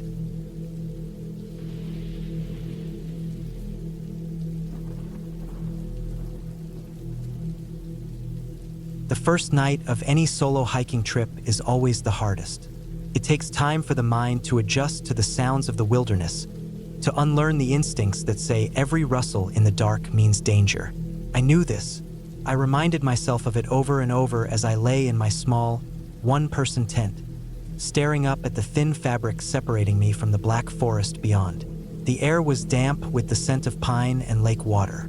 The faint lapping of waves against the pebble beach below my campsite was rhythmic, almost soothing, but the woods themselves were loud, too loud. Twigs snapped, leaves rustled. Occasionally, something much larger than a squirrel moved through the brush, the sound of its weight pressing into the undergrowth making my pulse quicken. It wasn't my first time solo hiking, but every time I did it, I had to go through this same routine. The irrational fear, the certainty that some unseen predator was circling my tent. The way my brain jumped straight to the worst possibilities. Serial killers, rabid animals, something else, something unknowable. I tried to push those thoughts away, tried to focus on the fact that I had made camp in a relatively open area, at the edge of the trees, looking down onto the rocky shore. If something was coming for me, I'd hear it first. That was what I told myself. I had started this hike earlier in the day, heading deep into the Ontario wilderness, following an old, overgrown trail that led toward the lake. It was late September, the air crisp but not yet freezing. The kind of weather that made you feel alive when you breathed it in. The hike itself had been beautiful, autumn colors in full force, bright reds and oranges cutting through the evergreens. But now, lying there in the dark, all that beauty didn't matter much. The world outside my tent was black, unknowable, and filled with too many sounds. I turned onto my side, pulling my sleeping bag tighter around my body, but sleep refused to come. The longer I lay there, the more my nerves frayed. It was like my ears had become too sharp, too tuned in to every little noise, every creak of a tree, every distant call of some bird I couldn't name. And then, a new sound, footsteps, heavier than the small animals I had been hearing all night. More deliberate, not just the shifting weight of some distant deer moving through the brush. Something closer, breaking twigs, pressing into the earth with a weight that made my breath catch in my throat. I didn't move. I barely breathed. It was probably nothing, I told myself. Probably just a deer or a moose moving through the trees. But I didn't believe it. Something about the way the steps fell, slow, careful, almost testing the ground, sent a spike of cold through my chest. The footsteps grew closer, moving from the treeline toward the slope leading down to the beach. Then suddenly a loud crash, a full-body impact against the earth. Rocks skittered down the slope, bouncing off each other as something large tumbled down toward the shoreline. The noise shattered the stillness of the night, sending a flock of birds screeching into the sky somewhere in the distance. My heart pounded. My hands trembled as I reached for my flashlight. Every instinct screamed at me to stay hidden, but the rational part of my brain fought back. If someone was out there, I needed to know. I took a deep breath, trying to steady myself. Then, with slow, deliberate movements, I unzipped the tent door just enough to slip my flashlight through. I clicked it on and swept the beam downward. For a moment, I saw nothing but the rocky slope, the pebbles and dirt kicked up in messy trails where something had fallen. Then, just at the edge of the water, the beam caught movement. A shape, large, unsteady. It wasn't a man. It wasn't anything I had imagined in my worst-case scenarios. It was an elk, a massive, awkward, confused-looking elk that had somehow managed to lose its footing and roll down the embankment, landing in an undignified sprawl on the beach. It huffed out a breath, shook its head, and struggled back to its feet, glancing around like it wasn't quite sure how it had ended up there. I let out a breath I hadn't realized I was holding. The tension drained from my body so fast I almost laughed. My hands, still shaking, relaxed their grip on the flashlight. The elk took a few stiff-legged steps, then gave an almost comically annoyed shake of its entire body before trotting off along the shoreline, disappearing into the night. I sat there for a long moment, just breathing. Eventually, I crawled back into my sleeping bag, zipping the tent door shut behind me. The fear still lingered, like an echo in my chest, but it was fading now, replaced by something else. A kind of exhausted amusement. I was still jumpy, still uneasy about sleeping alone in the middle of nowhere. But now, at least, I had something to laugh about in the morning. Somewhere out in the dark, the elk continued on its way, and finally, I closed my eyes and let sleep take me.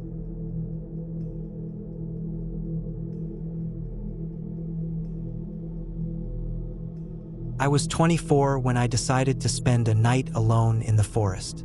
It was the summer of 1998, and I was broke, restless, and eager for some kind of adventure that wouldn't cost me anything. I had been hitchhiking up the West Coast, sleeping in cheap motels when I could, but mostly relying on the kindness of strangers, the occasional bus station bench, or a patch of ground beneath the stars. That night, I found myself deep in the forests of Oregon, just south of the Cascade Mountains. The air was thick with the scent of damp earth and pine, the kind of fresh, untouched smell that city air could never replicate.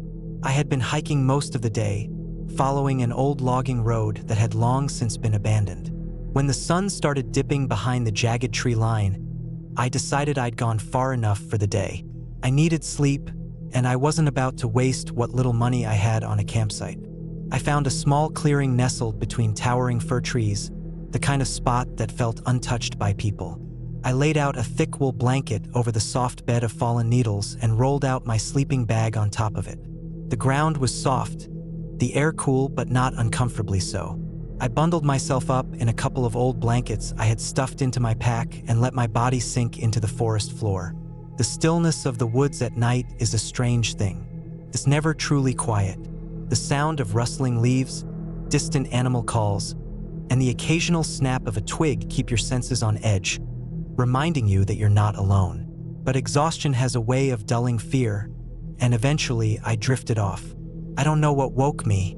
Maybe it was instinct, maybe some slight change in the air. But when my eyes opened, I felt an immediate, suffocating weight of unease. Without thinking, I reached for my flashlight, my fingers fumbling with the switch until a beam of white light cut through the darkness. And then I saw them, lining the edges of my blanket, like some kind of bizarre living border, were dozens of spiders. Big ones, long legs splayed out, each one standing almost perfectly still. They weren't moving, weren't scattering in fear of the light. They simply stood there, leg to leg, forming an eerie, unmoving ring around where I lay. Every single one faced outward, like a guard watching for some unseen intruder. A shiver ran down my spine, but I didn't move, couldn't. It was like my body had locked up, some deep primal part of my brain overriding everything else. My breath came in short, sharp exhales, my heartbeat pounding so hard I could feel it in my fingertips. I wasn't afraid of spiders, not in the normal sense, but there was something deeply wrong about this. The unnatural stillness, the way they formed a perfect perimeter like they had planned it. I swallowed hard and tried to reason with myself. Maybe they were just waiting for prey, some swarm instinct driving them to cluster together. Maybe they were harmless, just an oddity of nature that I had the misfortune of witnessing. But the fear remained.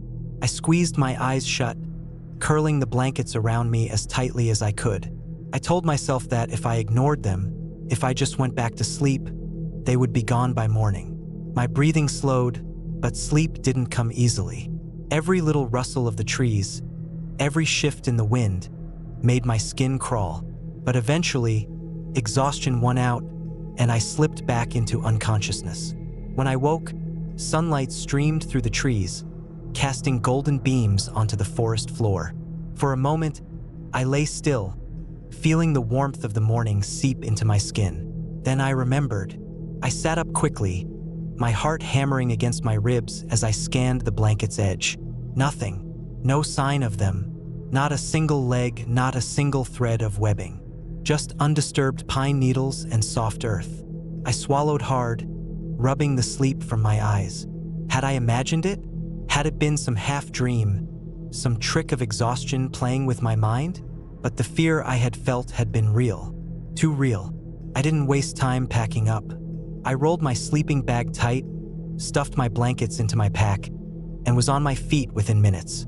The morning was crisp, the forest coming alive with the sounds of birds and distant rustling undergrowth. Felt normal, safe. But as I stood there, ready to continue my hike, I looked down at the ground where I had slept, and that's when I saw them. Not the spiders themselves, but the marks they had left behind. Tiny indentations in the dirt, an unbroken ring where their legs had pressed into the earth. Perfect circle. I left that place quickly, my skin crawling the entire hike back to civilization. I never spoke about it to anyone, never tried to explain what had happened, because what could I say? That a swarm of spiders had surrounded me in the dead of night, standing like sentries until the dawn? That they had left behind proof of their eerie, synchronized presence? There was no way to explain it without sounding insane. Even now, decades later, I think about that night, about the perfect perimeter, about the silence, and most of all, about the fact that they had been facing outward, as if they had been guarding me from something else.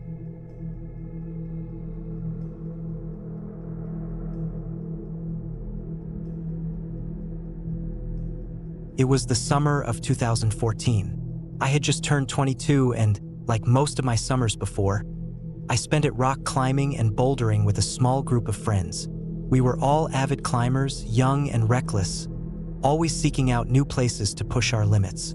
That summer, our favorite spot was a secluded stretch of forest about 2 hours outside of town. It wasn't a particularly famous climbing area, which was part of why we loved it.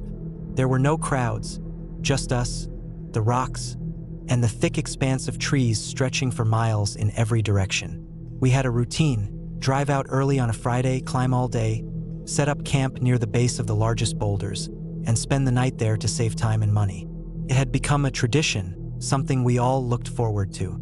That particular trip was our 4th time camping there. It was mid-August, the air thick with humidity, the days long and hot.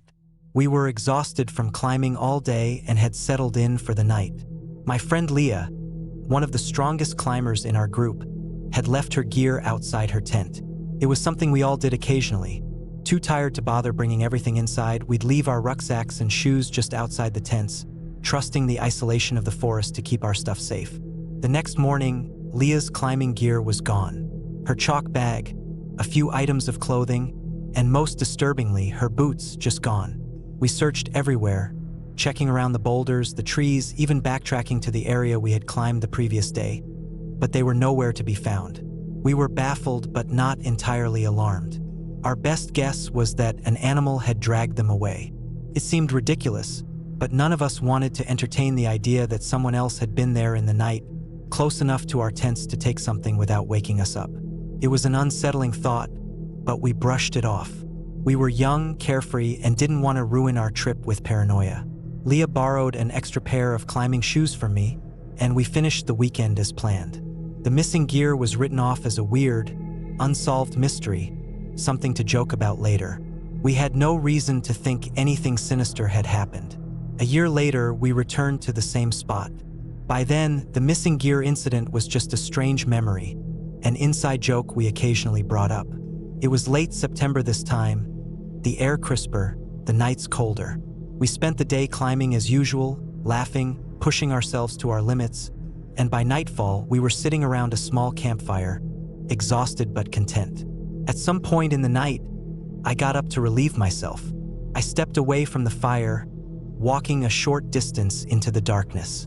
The forest was quiet, just the distant rustling of leaves in the breeze, the occasional chirp of a night bird. I was about 20 feet from camp when something caught my eye, a shadowy figure lying on the ground, just at the edge of my vision. I froze. At first, I thought it was just a trick of the light, some fallen branch or uneven ground playing tricks on me. But then I saw the slow, deliberate movement, the rise and fall of breath. Someone was there, lying flat on their stomach, watching our camp. He was wearing a ghillie suit, a full-on, military-style camouflage outfit designed to blend into the forest floor. His head was tilted slightly toward me, though I couldn't see his face in the darkness. For a few long seconds, I couldn't move. My brain was trying to process what I was seeing. Was he hunting? Was he watching us? Had he been there all night? Then he moved. He turned his head slightly, as if realizing I had spotted him. And then, without hesitation, he bolted. He moved fast, too fast. Within seconds, he had disappeared into the forest, his movements nearly silent despite the thick underbrush. I stood there, heart pounding, staring into the dark woods where he had vanished. I don't know how long I stood there before I forced myself to move. I walked back to camp as casually as I could, my mind racing. I didn't wake the others. I didn't want to cause a panic, didn't want to freak anyone out in the middle of the night when we were hours away from civilization. Instead, I sat by the fire, my back to the trees, and waited for morning. The next day, I told them. First, they thought I was joking. Then they realized I wasn't. The mood shifted instantly. We packed up fast, moving with a nervous energy, constantly glancing toward the trees. No one spoke much. By the time we got back to our cars, we were all on edge. We never went back to that spot. To this day, I don't know who he was, what he was doing, or how long he had been watching us. But sometimes, late at night, I wonder, was he the one who took Leah's gear that night a year before? Had he been there all along, waiting, watching? And if I hadn't seen him that night, how much longer would he have stayed?